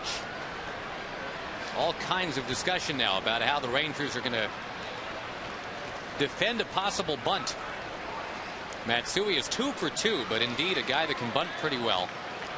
You got 2 on, nobody out.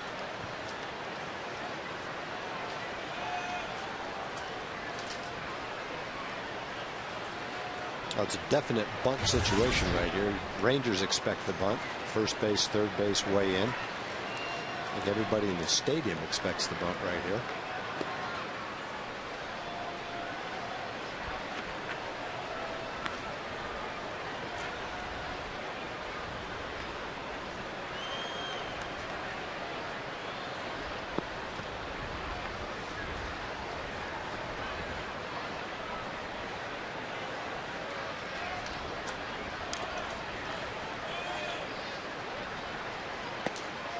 There's a strike, 1-1. Tigers and Cardinals tied tonight 2-2. Curtis Granderson 2 solo home runs for Detroit for their 2 runs.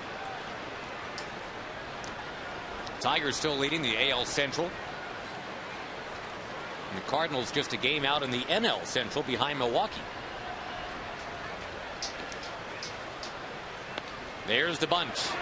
Grilly's play is to first. So Jason Michaels will come to the plate. He's got a chance to break it open for Houston. And a tough night for Michaels out there in the field as he lost the ball in the sun right off the bat. And at the plate, he's gone 0 for 2. Look at Pudge and Omar Vizquel out there at second base. And what a great shot that was. 2 future Hall of Famers.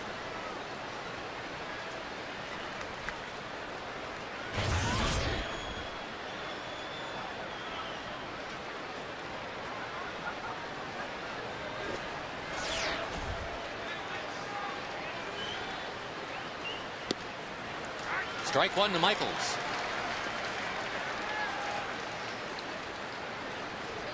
Michaels and Marlon Byrd were competing for playing time not too long ago. They were teammates in Philly. Michaels got nosed out, and eventually Marlon Byrd got traded. Quickly, 2 strikes account to Michaels. Well, Michaels got caught in between there. He took a fastball, a pretty good fastball for a strike. Got geared up to hit and then swung at a bad pitch. Good movement on that pitch, though. It really tailed in on him. Now he's behind 0-2. In this situation, second and third, tying run at third, 1 out. Go for the strikeout if you can get it. Infield back. There's the strikeout, 2 down. Good pitch. Just what he was trying to do. Get him to swing at a bad pitch, throw a high fastball out of the strike zone. Well, Cecil Cooper put the bunt on with Matsui to set it up for Michaels. The 170-something hitter, and Grilly just went right at him and got him.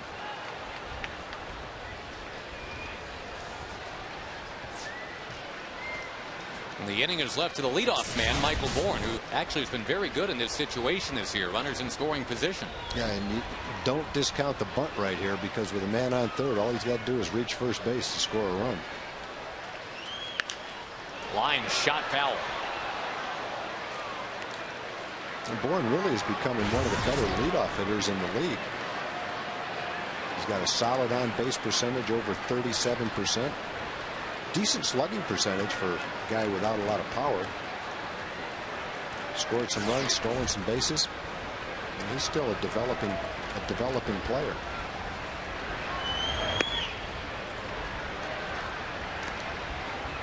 Again, it's Matt Harrison's game to win. It's up to the bullpen to make sure it stays in the Rangers' favor.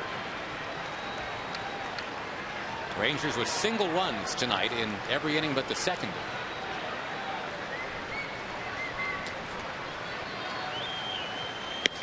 Wave and a miss, 1 and 2. Good cutter. Bourne last year with the Astros only hit .229. Only walked 37 times. He's already walked 27 times this year. That's a huge improvement. See ya. Whoa, no. Oh. He is still around. Mark Carlson says so. 2 and 2. Let's see what the tracker says. Good call. A little bit inside. Didn't quite come back and get the corner. Good pitch. Good call, though, by Mark Carlson.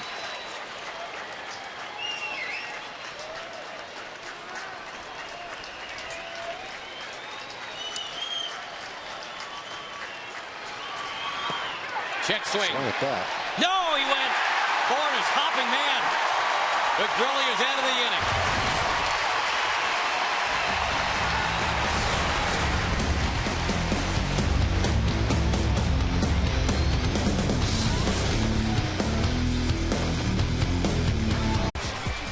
You can register at any North Texas Sonic restaurant. The Rangers, despite being out hit 8-5, lead the game 4-3. Houston has stranded 7, including several in scoring position. The Rangers have stranded only 1.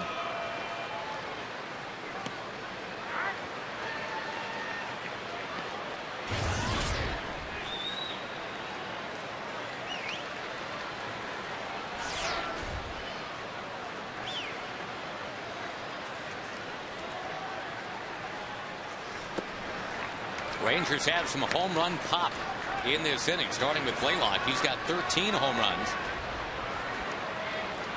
Nelly Cruz on deck. He's hit number 18 tonight.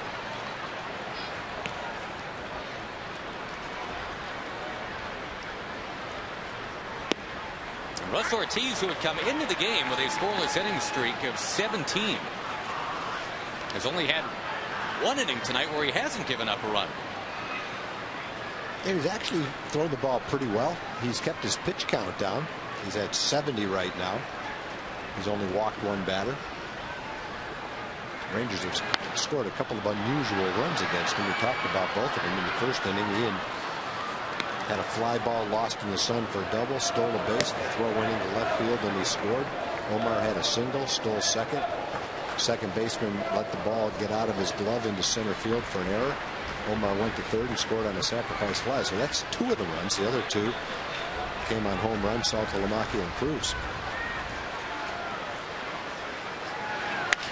Blaylock sounded like he busted his bat. He's going to get a base hit under the glove of Matsui.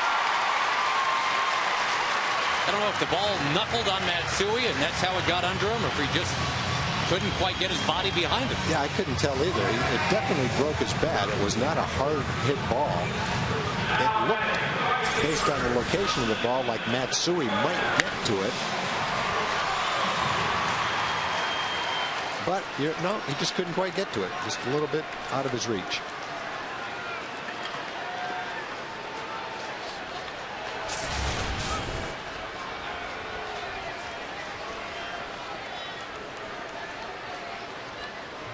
Nelson Cruz sent one out to right field in the 4th inning.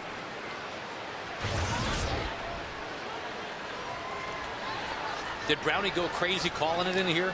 No. Or was he kind of mad? No, I don't know. I'm sure inside he was mad, but he handled it quite professionally. He is a total pro. Did you rub it into the Houston audience? I did a little dance. Well, now they hate us in Houston. See, those are 2 professionals right there. Yeah, we can't. Well, you can. I don't aspire to that. Shera and Nelson Cruz in the number 3 spot with his 18th tonight.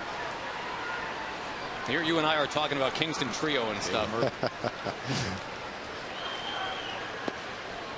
A strike to Nelly Cruz. I thought Mike Ryder was great. I'm glad we had him up here. He was terrific. As always, a good listen. I was supposed to ask you about Kingston Trio tonight. I'd forgotten about that till he brought it up.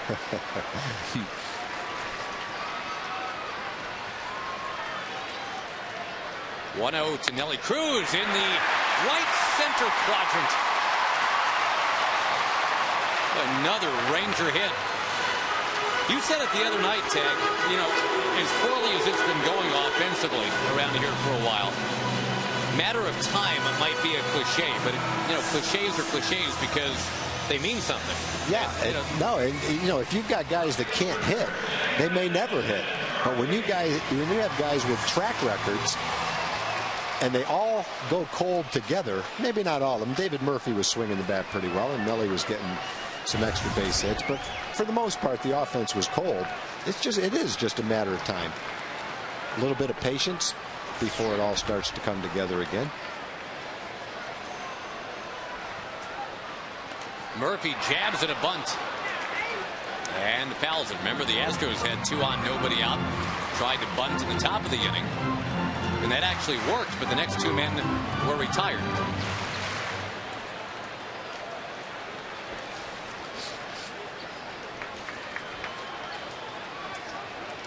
A nice job by Jason Grilli, roaring back to strike out Michaels and then Bourne.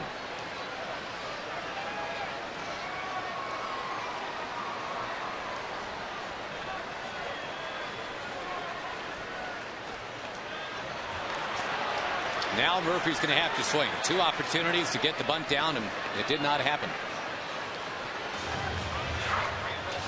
Action in the Houston bullpen. Wesley Wright, who throws left. And Chris Sampson, the Dallas native, is the right-hander.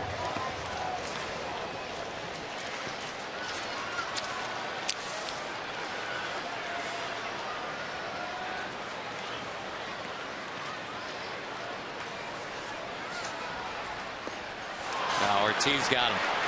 That's an at-bat that Murphy would love to be able to do over again. That's one David's going to go back to the bench and try to forget.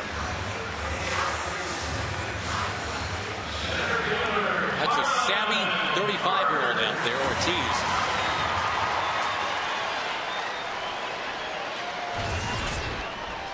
We talk about veteran at-bats by hitters all the time. That was a veteran at-bat by a pitcher. Yeah, Jason Grilli had one against Jason Michaels. When he needed the strikeout, he went after it and got it.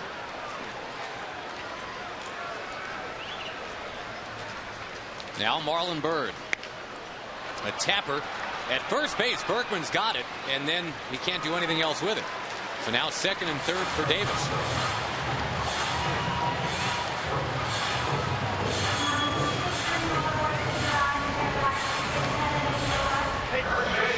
Cecil Cooper's coming out. Now they can go get the lefty, that's for sure. Of course, the Rangers have Andrew Jones on the bench tonight. They can counter that possibly. Or stick with Davis.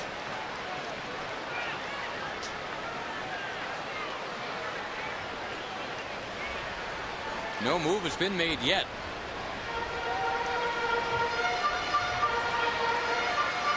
The Brenham, Texas native, Cecil Cooper. And they'll be asked to move it along by Mark Carlson. Home plate umpires are coming. Ortiz gets to stay in.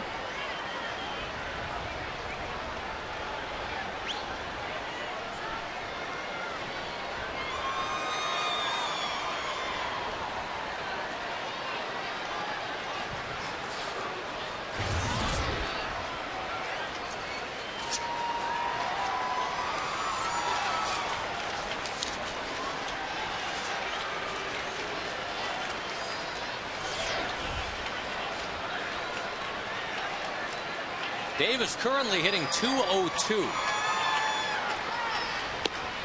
But of course has been hitting for power. He's got a dozen home runs.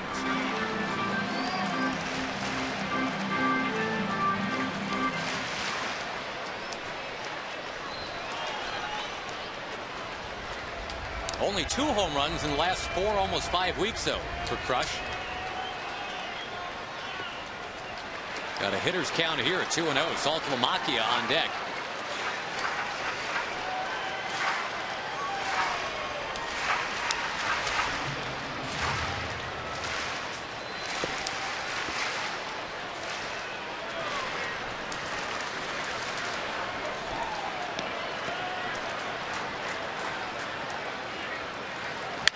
Davis swings and curls it to left.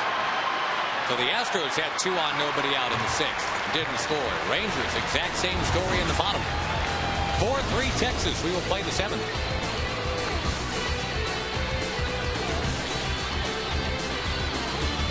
If he bunts, just go to first.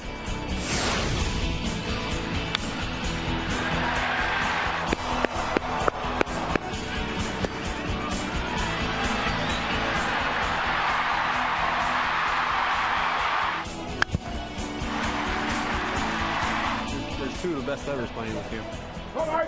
Best catcher of all time, best shortstop of all time.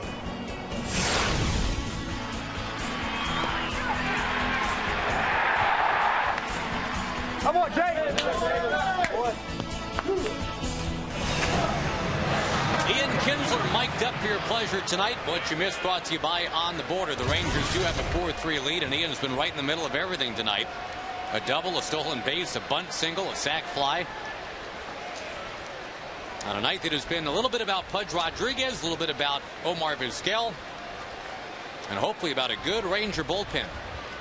Darren O'Day takes over for the 7th inning. Pretty good numbers, boy, when you look at the guy that was picked up on a waiver claim from the Mets. And look at the numbers he's putting up here. Can't imagine there's a team in baseball that wouldn't want that kind of performance in their bullpen. Made a little adjustment, moved over to the right side of the rubber. Seems to have had a huge effect. Good command with his sinker, good command with a slider. Great addition to the staff. It's only been a couple of months, but as of right now, this is one of the all-time great waiver claims in the history of the Texas Rangers. You can go team by team, and everybody probably has one waiver claim that they can just kind of trumpet for maybe 10 or 15 years from the point at which they did it. The White Sox have Bobby Jenks, waiver claim from the Angels. The Orioles can talk about Jeremy Guthrie from Cleveland. David Eckstein, when the Angels claimed him from the Red Sox back in 2002. That was their waiver claim guy. For right now, anyway, Darren O'Day could be that guy for the Rangers. Yeah, who knows? Maybe they caught lightning in a bottle twice. Maybe Jason Grilli will also be that guy for him.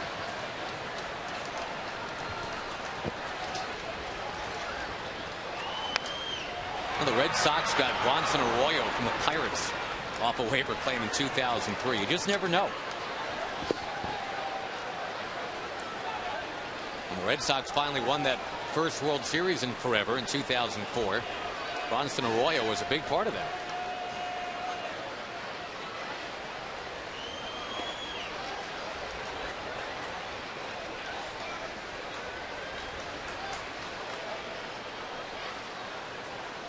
What are they trying to hide in that Houston bullpen? Somebody's warming up and we're not supposed to know who it is? I do not know. Bouncing ball past O'Day. Vizquel will grab it and does not have a play on Keppinger.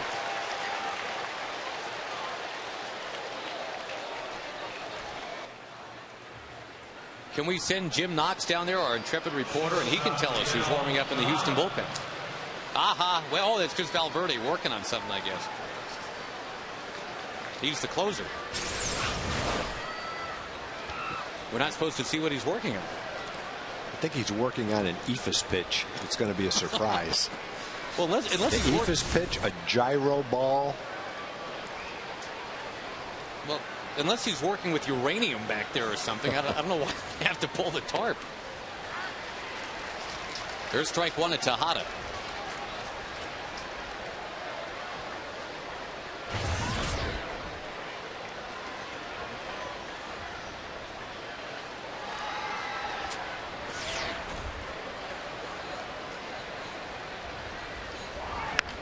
Line shot foul towards that Ranger dugout. Brandon Boggs happy there was a screen in front of him.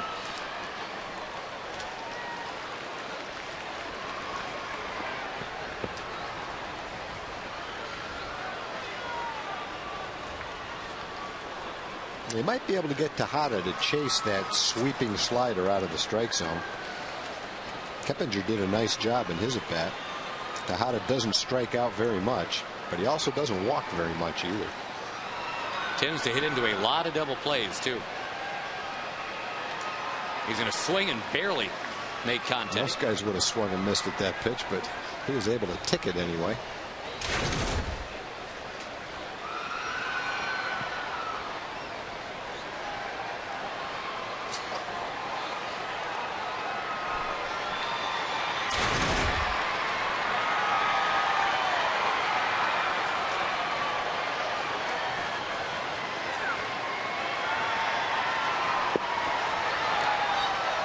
One after that one, fouls it back.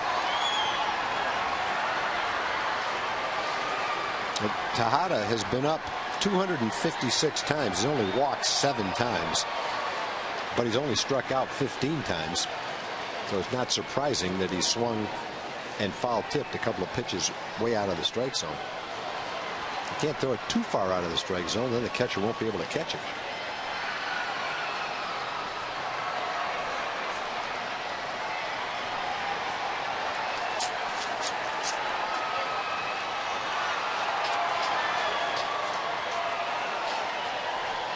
One-time American League MVP Miguel Tejada.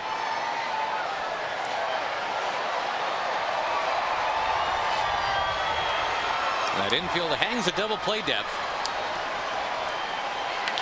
There's that ground ball possibility. Michael Young to Kinsler. Whips it to first. There is the double play. That is some kind of double play right there. That is a tough hop that Michael fielded near the line. Had to make the long throw across the diamond to second base, and then Ian, with quick hands and a strong arm, turned a double play. That is a thing of beauty. You got the base runner running into him, a little bit of a low throw. To turn 2 on that is very nice. There's so many times you'll see a game where that ball goes down the line, takes a little bit of a hop, goes into left field. All of a sudden it's second and third and nobody out. Instead, the Rangers turn a double play and 2/3 of the way out of the inning now.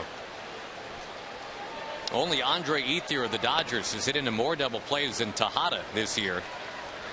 And over the last 5 years, he's out in front by 20 double plays. Wow. As Tejada just makes so much contact. Yeah, well, that's one of the, if he swung and missed at one of those pitches, he would have been better off than hitting into the double play. Ball and a strike to Carlos Lee.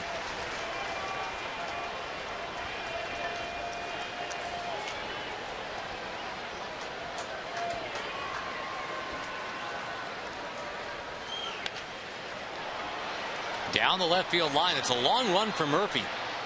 And the ball is foul.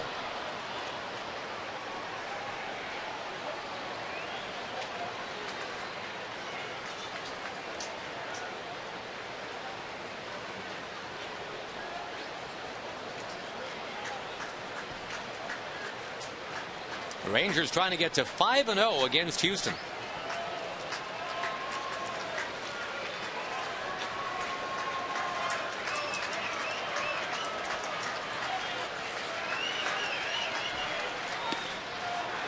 A little bit off the plate, 2-2. Rangers trying to keep pace with the Angels. They already won earlier today. Rangers trying to keep a 2-game lead on the Halos.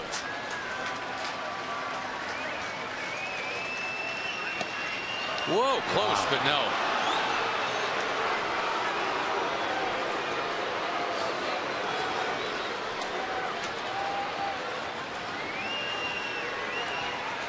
Number 5 could have been a strike. That wasn't just close. That was a strike.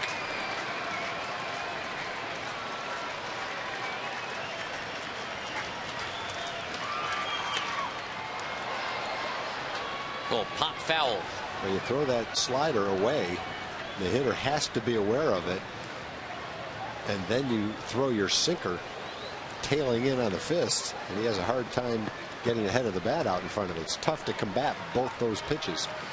One in, one away. Trying to finish off the cleanup man, Carlos Lee. Not an easy guy to finish off. I once saw him put a 16-pitch at bat on Jeff Weaver. Well, he's another guy that doesn't strike out very much. Nope. Tejada struck out 15 times. Lee's only struck out 19 times. He's walked more than he struck out. 20 walks, not a huge number, but only 19 strikeouts. Very small number for a guy like him. 8th pitch of the at-bat coming up. That is strike 3 on the inside corner. Well, the Rangers have ended the last 4 innings now with strikeouts. And the fans will get up and stretch. 4-3 Rangers.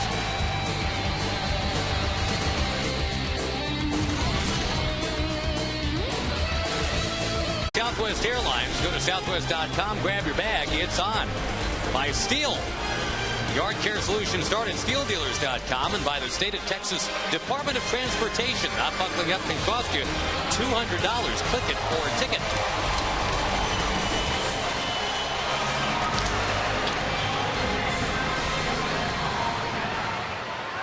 As the Rangers get to the bottom of the 7th inning with the Houston Astros. A pitching change at hand. That is the Dallas native Chris Sampson, who will take over now, getting into his 31st game already. A very nice job by Chris this year. Pitched 38 innings. He's only given up 1 home run. Nice ERA at 3.27.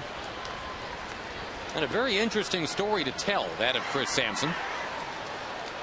A guy that was drafted 10 years ago as a shortstop. Washed out after 1 year in A-ball. And became an assistant coach at Collin County Community College in Plano.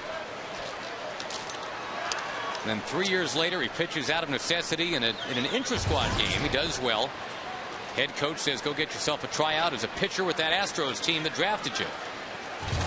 Sampson says, all right, gets the tryout, impresses at the tryout, pitches 4 years in the minors, and voila. Just your normal route to the big leagues.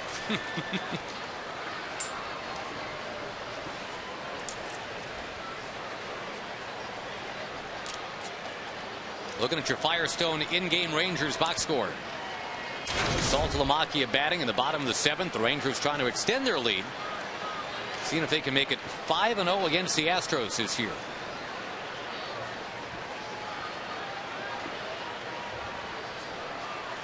Look out. Bat goes helicoptering.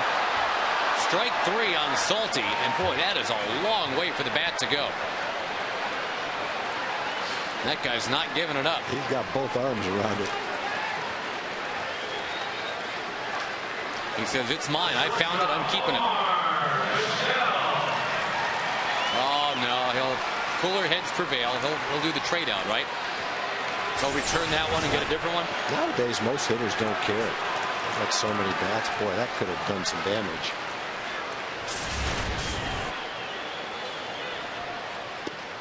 Omar Vizquel now has already tied Luis Aparicio. Most hits ever by a native of Venezuela.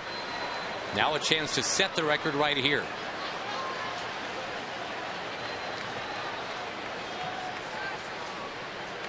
Television stations from Venezuela have come to Arlington trying to, and they're chronicling what's going on. This is a big deal back home. Well, you know, Omar's only playing once every 4 or 5 days. He definitely wants to do it right here. Could be his last at bat of the night. To right field, and Hunter Pence is going to settle under it. He's got it. Of course, if I'm a newscaster from Venezuela, the all-expense-paid trip to San Francisco is not a bad idea either. You know. We go to Jim Knox. All right, Josh, it's time on Scan the Stands. Time for the Progressive Fan of the Game. A lot of great candidates. Give me a hint. Who do you think it is? Well, it's gotta be the hot dog. The hot dog. Hillary the hot dog. Why the hot dog outfit? Well, it was a little bit of a dare tonight for Dollar Hot Dog Night, but we're having a great time. Big Rangers fans. I want to say hi to my mom, my dad, my sisters, my nieces and my nephews, and Andrew. Sounds like an acceptance speech. All right, here it is. Progressive Fan of the Game. You got a T-shirt, a hat, everything else. Congratulations. Love the hot dog contest. And let's see. Get the hat situated. Do you relish the award? I'm just kidding. I'm very excited about this. Thank you. Thank you very much. Thank you. We'll catch up to you later. All right. Okay. See you later. Okay. All right. Thank you, everybody. Thank you, Jim. Thank you, hot dog. Ian Kinsler pops it up, and the Rangers are done batting in the 7th. Rangers 4 and the Astros 3. We'll play the 8th when we come back.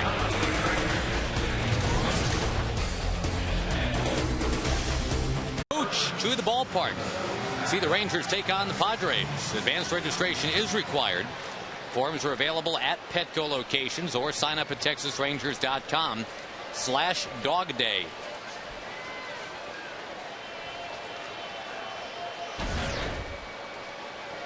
Darren O'Day is done. He pitched a very nice inning for the Rangers. Now Eddie Guardado, the veteran lefty, trying to tame the Astros in the top of the 8th. Eddie got off to a wobbly start in 2009. Didn't seem to find a groove, and now he's trying to, I guess, kind of recapture that groove. He's allowed runs 4 of the last 5 times he's pitched. This is a tough part of the order here. You got Berkman, then Pence, and then Pudge. Ball and a strike to Berkman, the switch hitter.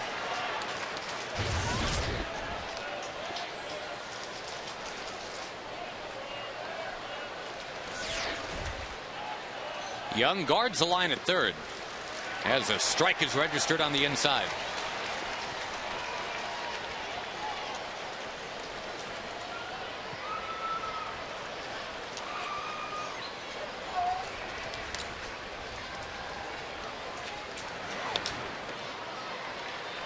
Still 1-2.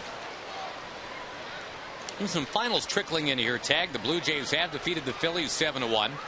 Scott Richmond, 11 strikeouts in that game. Wow. We saw him pretty good in Toronto. Yep. Jamie Moyer, the losing pitcher in Philly. Baltimore beat the Mets 6-4. First big league homer for Matt Wieters. First of what should be many. Vizquel. High throw, but there's Davis. Kind of came down on Chris was going to have to jump, yeah. But came right down to where his glove was. Omar knew where he was throwing it. That was pretty cool. It was, I mean, kind of like a parachute in there to Davis. Now, speaking of defense, the Home Depot presents doing more on defense. So double play turn last inning was something.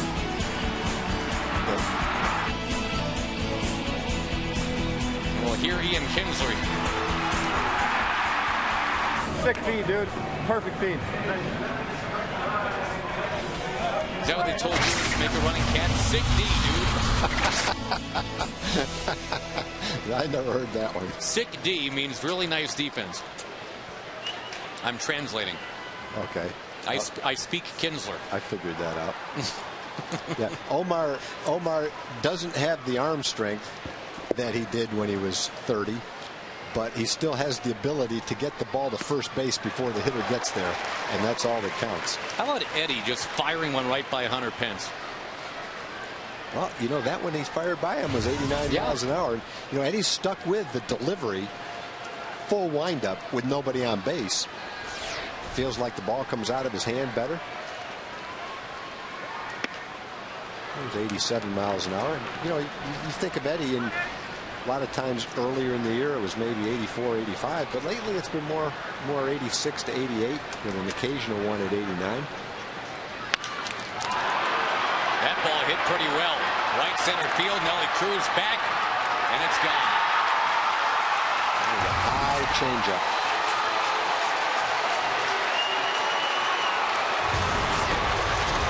To tie the game 4-4.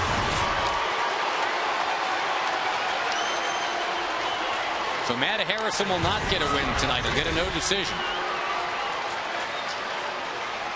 That's too bad. He had 2 strikes on him and then decides to come with the changeup. And you're right, Tag. It's belt high. They just made a bad pitch. They're ahead in the count. And he just threw it where he didn't want to throw it. Made a really good pitch to Berkman. Down around the knees, beat it into the ground. And he was trying to keep, I'm sure, this ball down and away, but got a little too much of the plate, especially tonight. If a guy's got some power to the opposite field, get it up in the air, it's got a chance.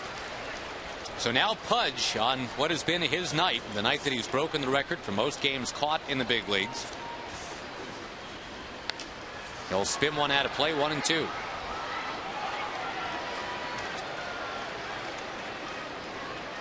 Well, it takes Russ Ortiz off the hook for a loss. He'll get his 5th straight no decision.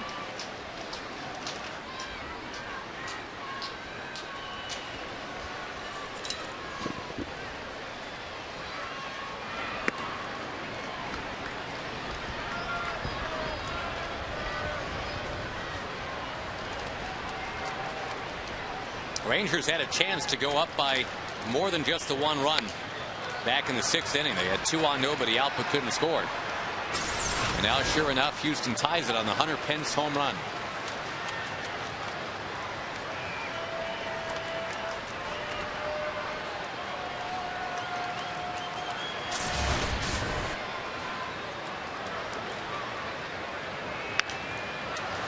Pudge fouls this one hard into the crowd.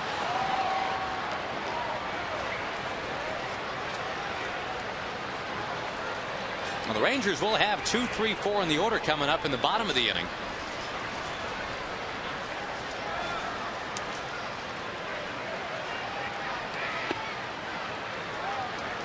And, you know, kind of a big thing here, Tag, I would think, is just getting the next 2 batters in order, because you don't want one guy to reach and let Michael Bourne lead off in the 9th.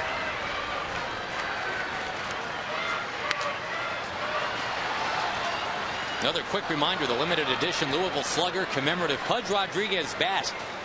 Available at BigTimeBats.com or by calling that number on your screen.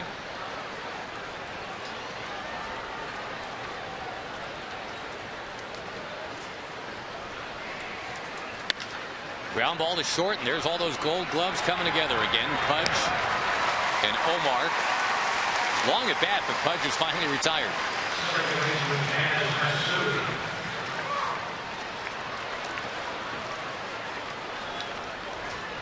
"24 Gold Gloves involved in that play right there. Pudge hits it to Omar.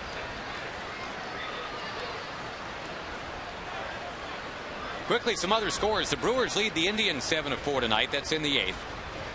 Cardinals 3-2 on the Tigers now in the 7th. And whoa, Nelly, the Nationals have defeated the Yankees in the Bronx tonight, 3-2. Big win for them. Adam Dunn's home run is the difference. Adam Dunn has more home runs than his team has wins. It is 18-17. And the Wanger, unfortunately, was the losing pitcher for the Yankees. Chien-Ming Wang is now 0-5. At least he didn't give up 8 runs today. Nope, it was only 3. Ball and 2 strikes to Matsui.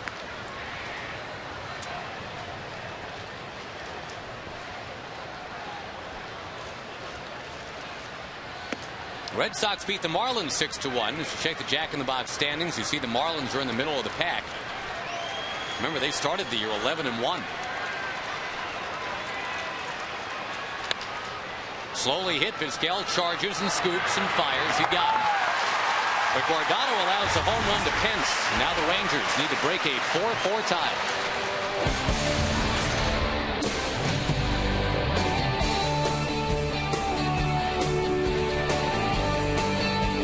Albertsons and enter the Rangers Dairy Month sweepstakes presented by Dannon and Dairy Max for your chance to win. Nice big Wednesday night crowd. It's a 4-4 ball game. LaTroy Hawkins will stand and deliver at 94 miles an hour to Michael Young. Another solid season for LaTroy Hawkins, a veteran from Gary, Indiana.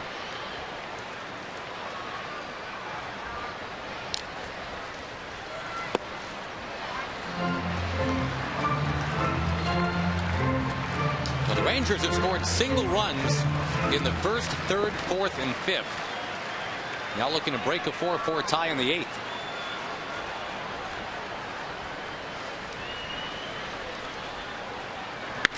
Michael Young bangs it into center field, base hit.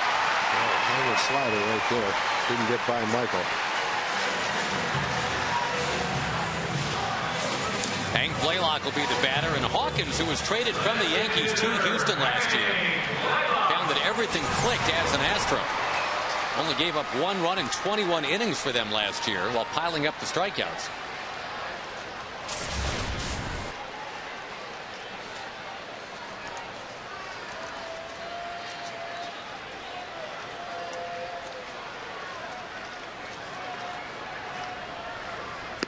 Blaylock, big swing. He's down 0-1.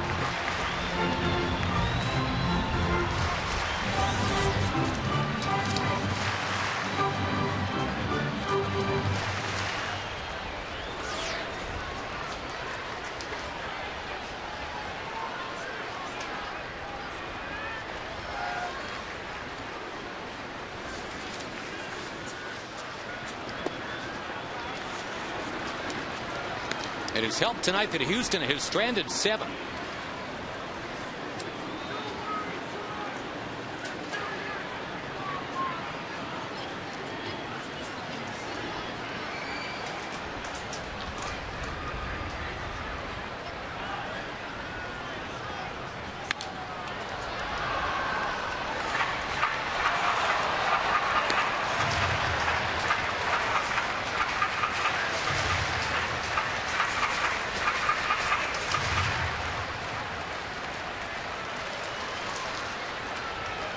Nelly Cruz waits on deck.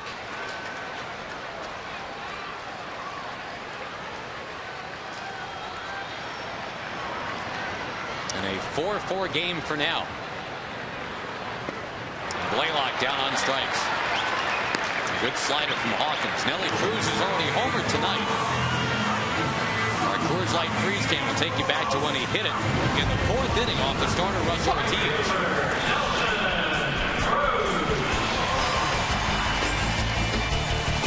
Powered it out to right. As Nelly did against LaTroy Hawkins about a month ago. Powered it out to right.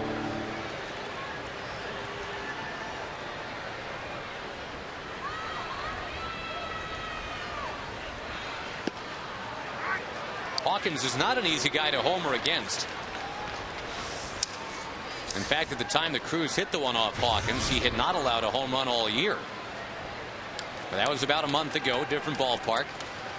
Similar circumstance, though. It was a tie game late.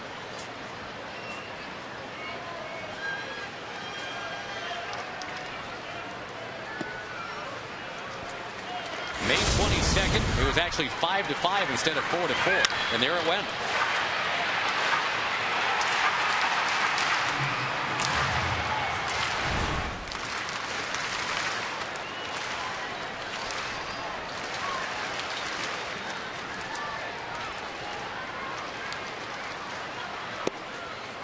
Much as you'd love to get that go-ahead man in the scoring position, it's Pudge Rodriguez behind the plate. Michael Young runs bases well.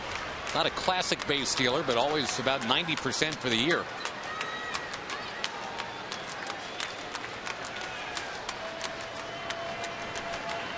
Not going. The 2-1 pitch. Roped into left field.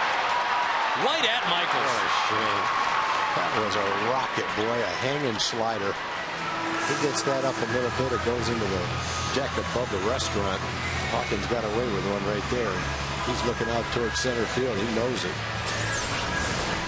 This pitch is right down the middle of the plate.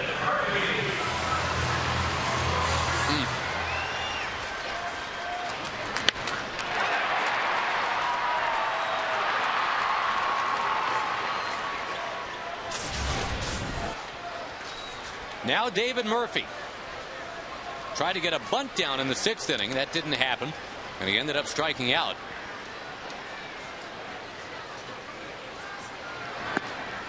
Taking strike 1 here.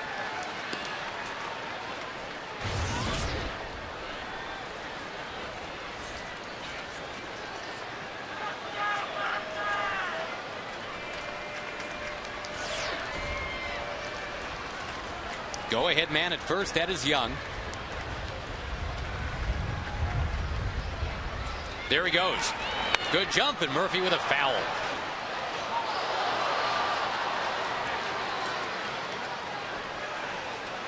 So once again, Murphy down a couple strikes.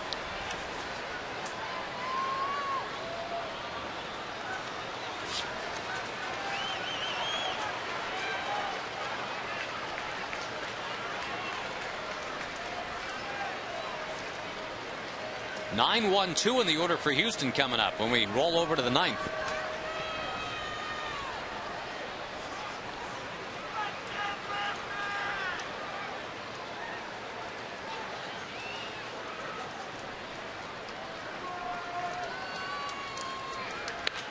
Slowly hit second base. And the Rangers had the leadoff man on, but they could not get him around and in. We will go to the 9th. Rangers 4 and the Astros 4.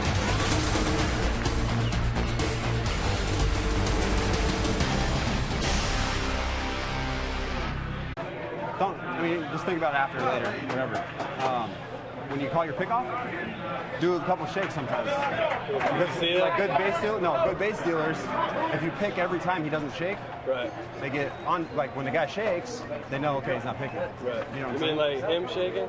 The pitcher like shaking. The pitcher, like the pitcher going like this. Like a shake sign or something? Right, shake and then pick. Okay. So the guy thinks that he's going through the signs. I mean, just small, you know?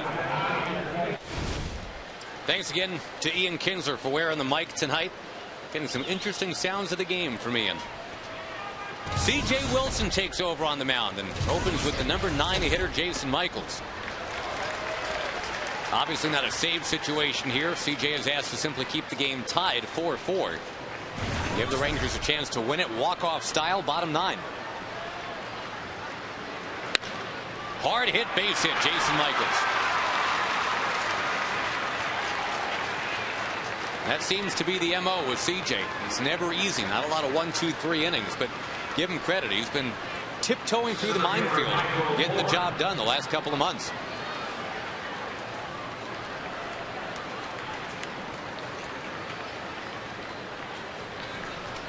Yeah, this gets a little hairy here now with Bourne up there. It's a bunt situation, and even a sacrifice situation with him is not necessarily an easy out at first base. No, he's bunted for a bunch of hits, including one tonight.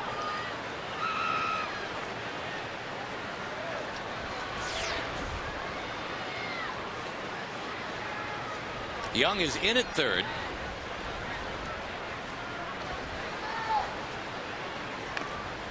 And the bunt is foul.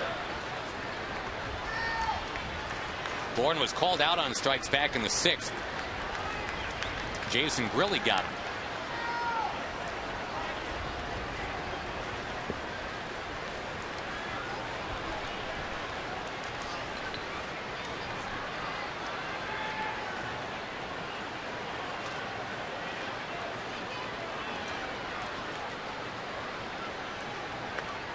This bunt right out there for Saltalamacchia. Wings it down there to second and got him.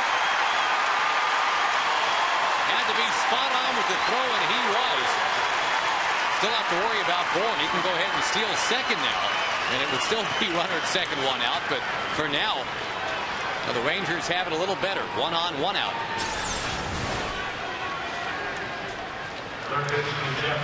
Play by Salty. Got the lead runner. Bourne just didn't get the ball out in front of the plate enough.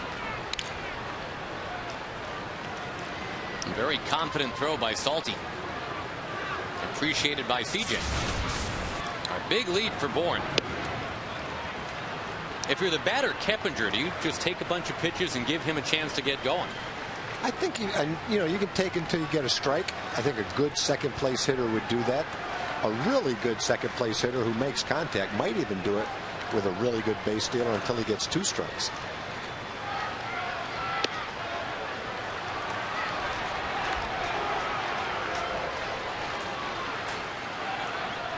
Here, though, it's 2-0.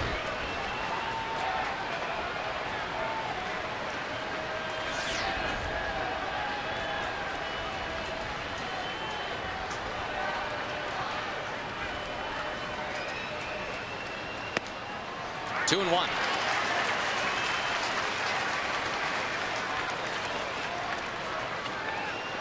Keppinger 1 for 4 with an infield hit tonight.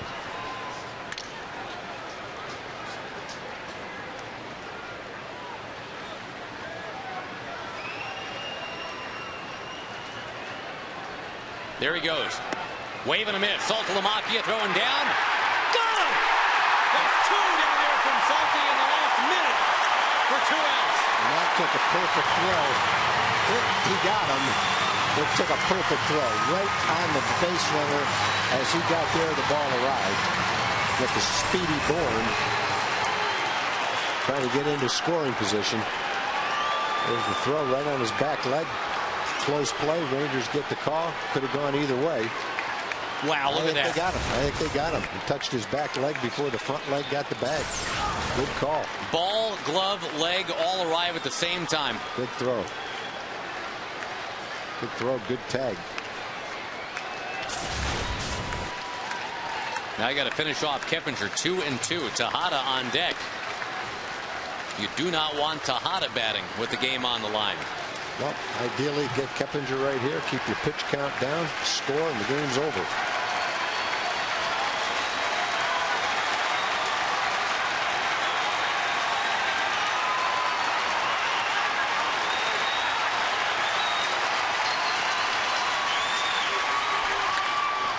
Off CJ and into center field. So Tejada will bat.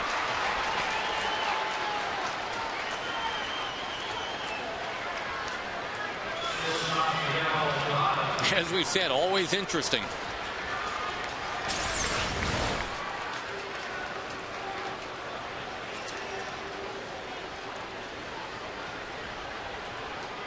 I don't know if CJ ever even touched it. It just kind of skipped by him. Yeah, that was a hard hit ball. That got up the middle in a hurry. A couple of good at bats by Keppinger the last 2 times up. Yeah, promoted to that number 2 spot in the order because he makes good contact. Hey, when he needs infield hit off O'Day to start the 7th. Is erased on a beautiful double play. And keeps the inning going here with a well hit ball up the middle. Towering pop-up from Tejada. Michael Young in foul ground. Michael Young. And the Rangers now looking to win it. Bird coming in. Then Davis, then Salty. It's 4-4.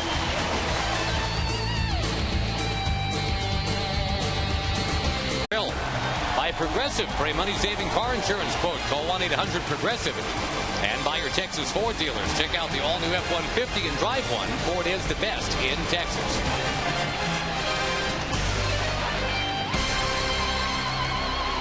Jose Valverde, the closer, comes in here in a tie game. Bottom 9. Big, hard-throwing, nasty. And here's Marlon Byrd, who takes one towards the alley. Right center field. Marlon around first. Wheeling towards second. He's going to make it. Leadoff double. Valverde came in throwing heat. And Marlon hit some heat to right center field. Valverde, one of the better closers in baseball, saved 91 games the last 2 years. He grooves a fastball. It doesn't matter what the velocity is with that pitch. Marlon can turn it around.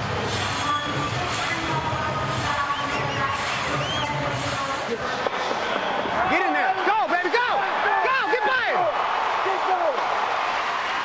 That ball does get in the gap and roll to the wall. It's a triple and not a double, but with Bourne's speed, he wasn't going to let that happen. Davis not exactly a bunter. Normally this might be a bunting situation, but Davis in the minors, no sacrifice bunts. In the majors, no sacrifice bunts. It is a bunting situation, probably not for Chris. But ideally, you'd like to pull the ball on the ground, get the runner to third base some way.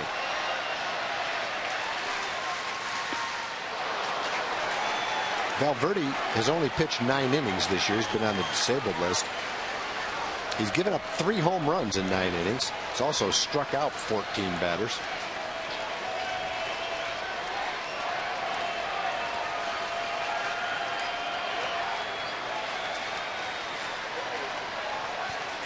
One and one to Davis. The winning run at second. Davis has already had 1 walk-off hit this year.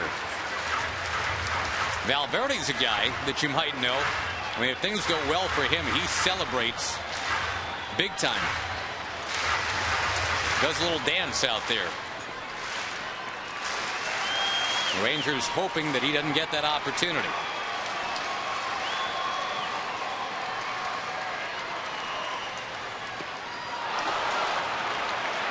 Two and 2 the count. And again, Davis being asked to make some contact, move that winning run to third. That's the ball that Chris has to learn to lay off of. Even it's a fastball count, but if you get so geared up to hit the fastball that you swing at that pitch, you're almost defeating the purpose.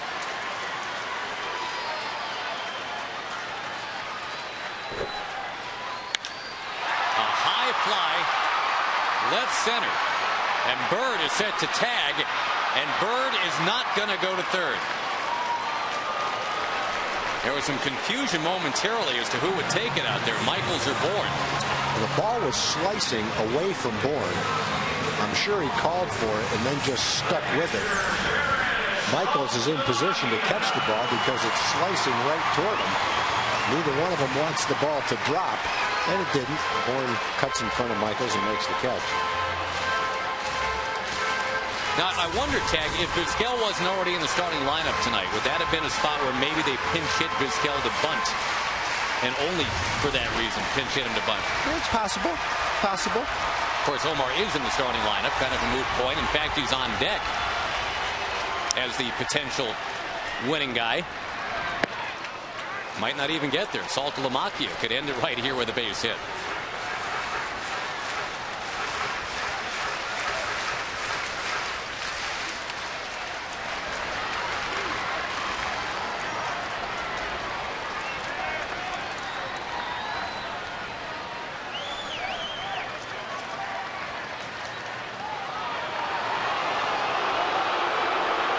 Crowd of 32,425 here to watch the Rangers and the Astros tonight.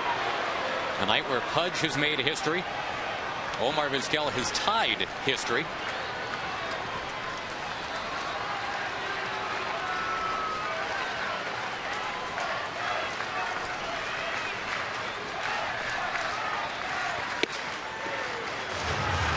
When Valverde was the closer in Arizona, they called him Papa Grande. I think Jim Traver nicknamed him that. Unwittingly found out later that actually translates to the big potato.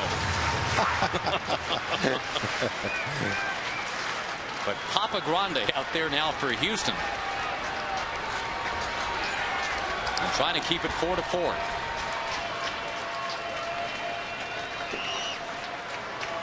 Bourne is really shallow in center field. In for a strike, 1-2.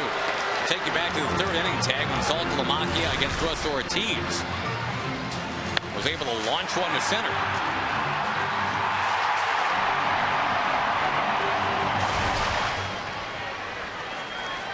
Bourne playing shallow in center, I'm sure, so he has a chance to throw the runner out on a base hit to center field, banking on his speed to get back if the ball's hit over his head.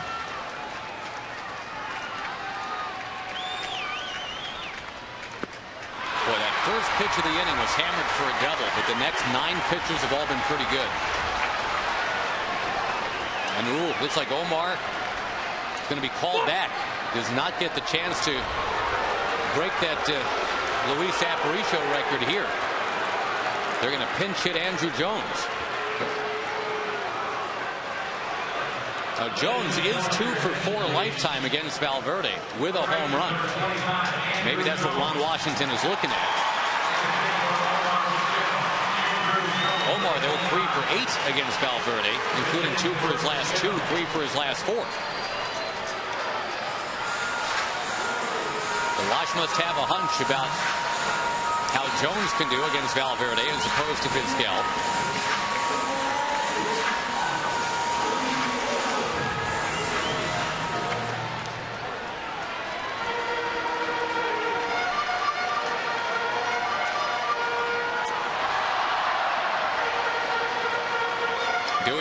Will join Pudge Rodriguez out there on the mound, the pitching coach, and talk to Valverde. Devise a quick little scouting report about Jones.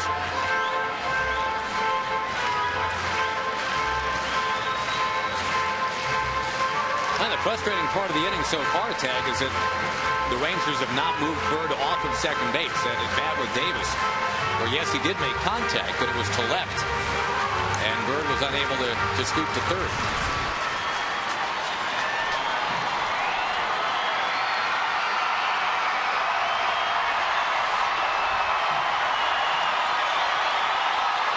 So here we go. Andrew Jones can be the hero now.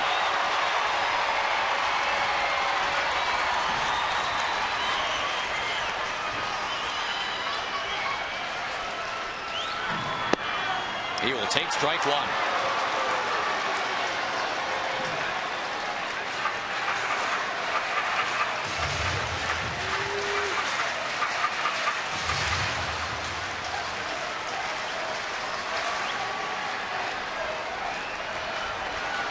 The splitter, the hard slider, the good fastball. Valverde, very talented guy. And blows it by Jones.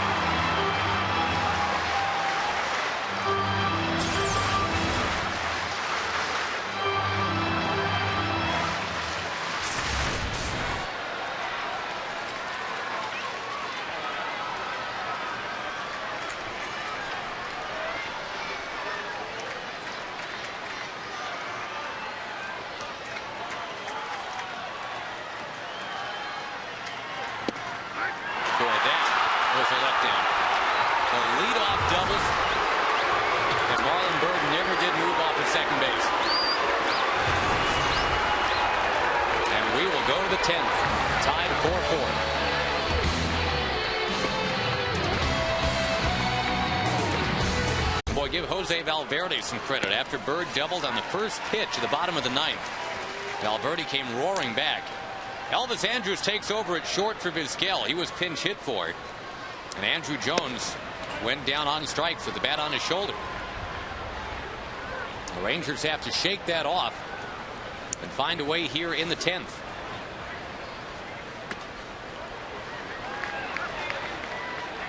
Got some home run hitters up here for Houston, beginning with Carlos Lee. The former Rangers already hit one out tonight.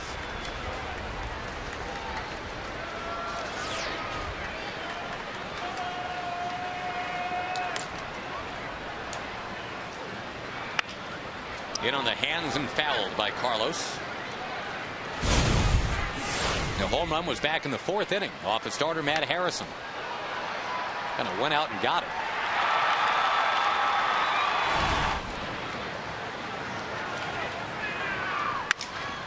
Broke his bat. And Andrus right into the ball game with a bobble.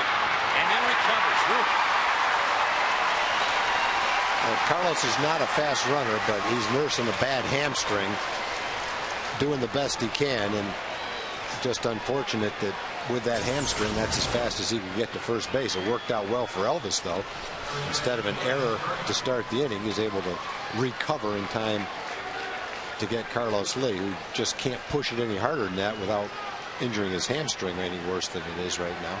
Yeah, they need him for the long haul. Yep, well, that's a break for the Rangers right there. Isn't that amazing how it always seems if a guy comes in right away, the ball finds him within a minute. Yeah, generally that's a good thing with Elvis. The big Puma, Lance Berkman, the batter.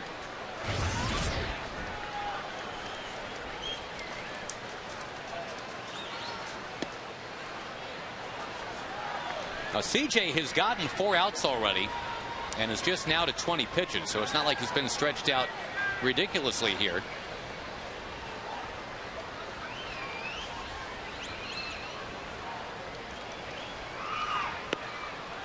Pumps one in at 94.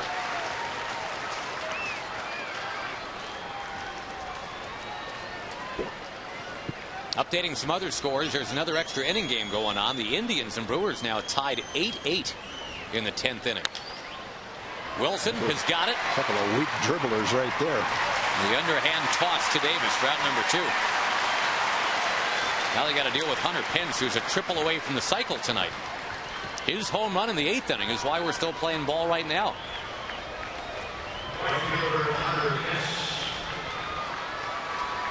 Rockies lead the Rays tonight 5-3. Cardinals over the Tigers 4-3 at the end of 8, despite 2 Curtis Granderson home runs tonight. The Angels have already won their game. Kinsler leaping, can't get it. Pence rifles it into right center. Wide turn, he's coming towards second base. And he's there. He's got a 2-out double, and it brings up Pudge. 4 hits for Pence tonight, all after a strikeout in the 2nd inning.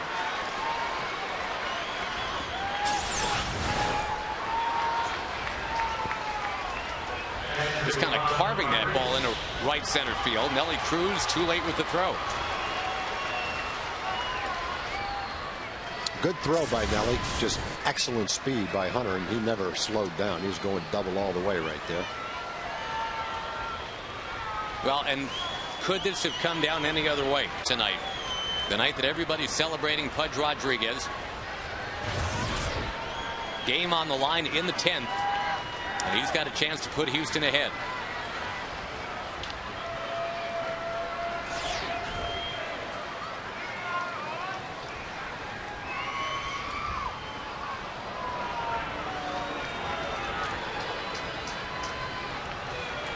Most games played as a catcher in the history of the big leagues now. That's Pudge.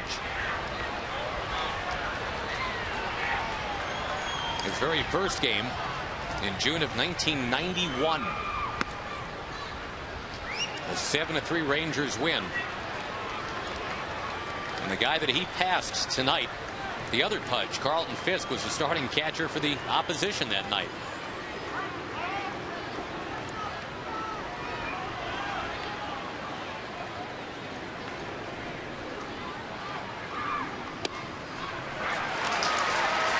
Gold Gloves, 14 All-Star appearances. He's been an AL MVP, an NLCS MVP, 7-time Silver Slugger. And now trying to put Houston ahead in Arlington.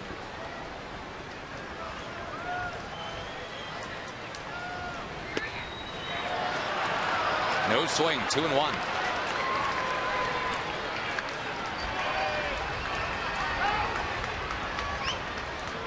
The Arlington native, Hunter Pence, a guy that grew up watching Pudge play here. He's that go-ahead run.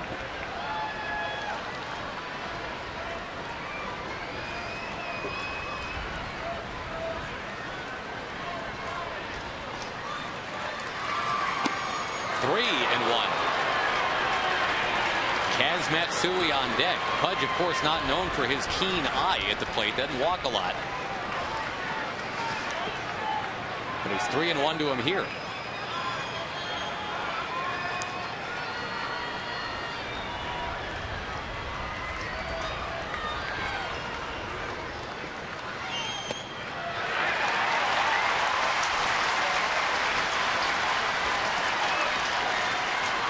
Well, the Rangers will have the top third of the order up in the bottom of the 10th. Right here, 3-2 to Ivan Rodriguez.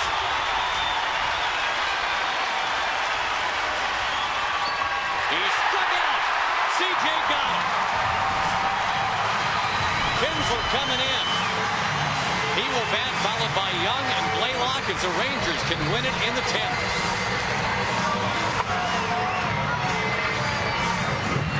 Trying to rev things up in the bottom of the 10th and make a winner of the hometown team this evening. Jeff Fulcino takes over on the mound.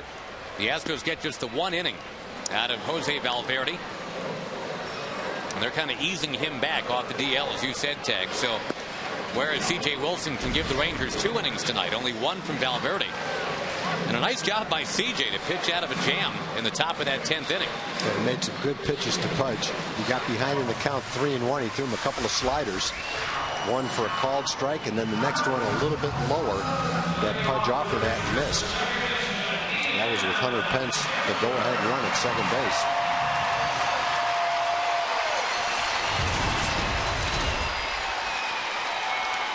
Well, the fans getting back into it now. They thought they might see a walk-off in the 9th when Bird doubled to start the inning. Hot shot off of the third baseman, Keppinger. And Kinsler reaches to start the 10th inning. It's more good stuff on a first pitch.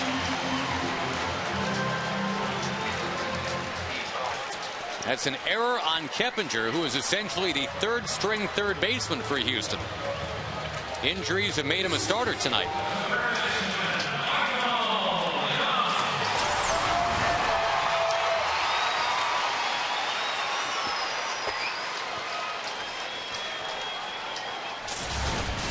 Now Michael Young with Blaylock on deck. Remember, the Rangers did not bunt last inning. I don't think they'll bunt right here with Michael either. Keppinger is in on the grass at third just in case. I don't think he's really sold on it either, but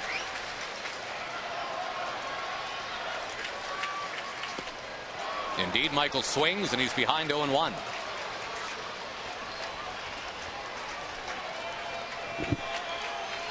We got the hole to shoot for past first base. Got a fast runner at first.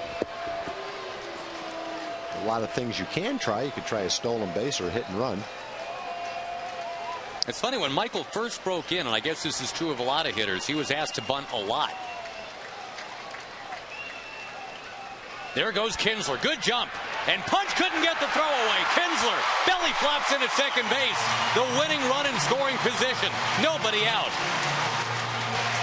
Well, Ian steals bases, and most of them are when you need them. He doesn't steal them just for the sake of stealing them, and that's a big stolen base right there. Now ground ball to the right side, moves the runner over to third base. Had a good jump, too. Remember, the Rangers could not get the man from second to third last inning. Asking Michael Young to do it here. That was a swing designed to take it to right field.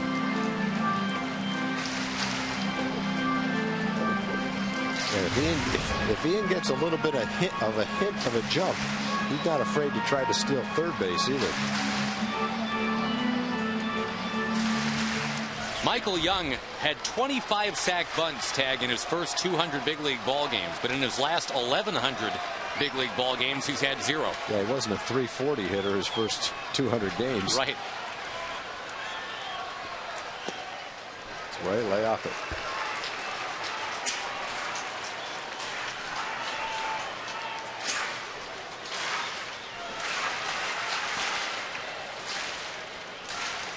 There have been 3 Houston errors tonight.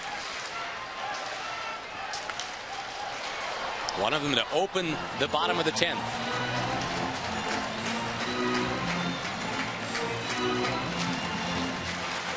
Kinsler 2 steals tonight off the future Hall of Famer Pudge Rodriguez.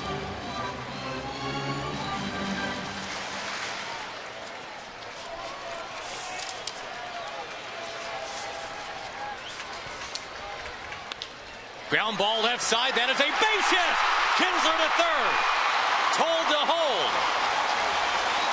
And the hero can be Blaylock now. 4-4, bottom of the 10th.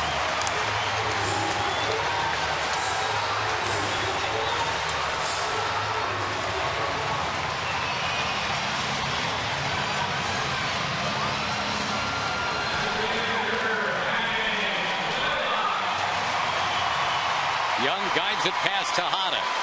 And now Blaylock, who has 1 career at bat against Bolchino. And he is 1 for 1. They're going to walk him. Well, in this situation, a lot of times you'll see the managers walk the bases loaded. So they set up a force out at any base. You got to keep the guy from scoring from third. And I think the thought is a force out, or all the catcher has to do is keep his foot on the bag, is a lot easier than a tag play. Could also set up a double play by going home to first.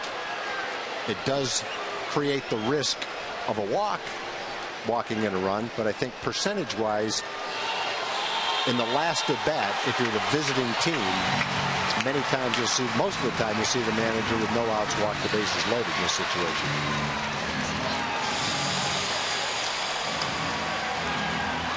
Nolan's seen a pretty good ball game tonight. 4-4. Bottom 10. Nelson Cruz will come to the plate.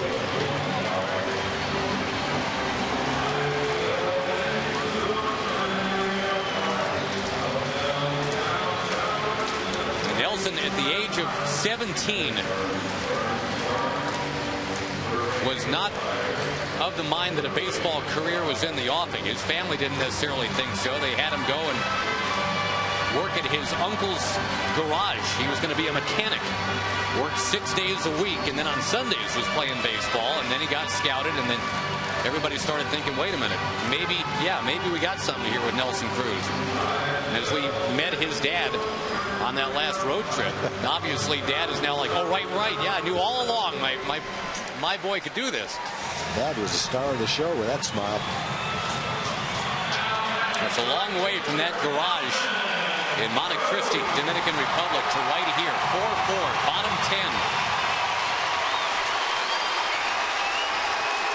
10. Infield in, looking to come home.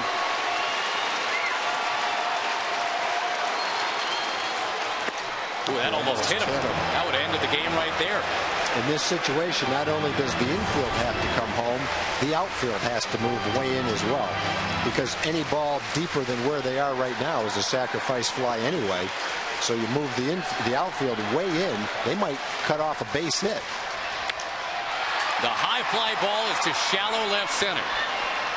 Michaels and Bourne are together. Bourne makes the catch and fires in, and ooh, Pudge. The pitcher's not backing up the catcher. Right. Bourne's right in back of shortstop, and he comes up firing home. That ball goes by Fulcino. I mean, by Pudge. Fulcino's not backing it up. The game's over. Pudge basically makes the play of the game here. If that ball skips away from him, you're absolutely right, with Fulcino just hanging out. Fulcino's got nothing to do there but back up the catcher, but he didn't expect the throw to come home. Now the infield stays in for David Murphy with 1 out.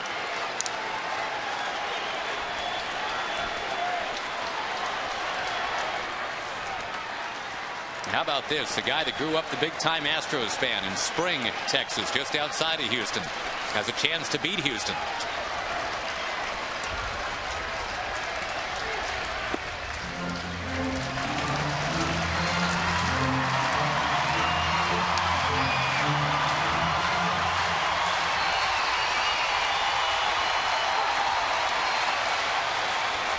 Bourne shaded way over towards left from center. All kinds of room in right center field for Murphy. If he just kind of bloops one beyond Matsui at second base, the Rangers win.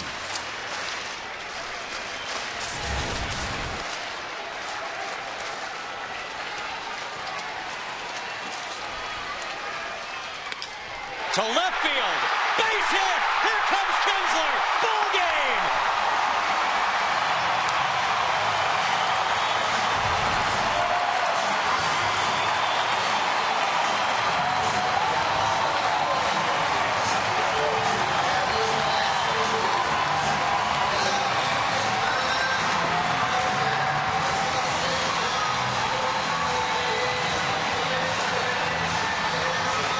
David Murphy, who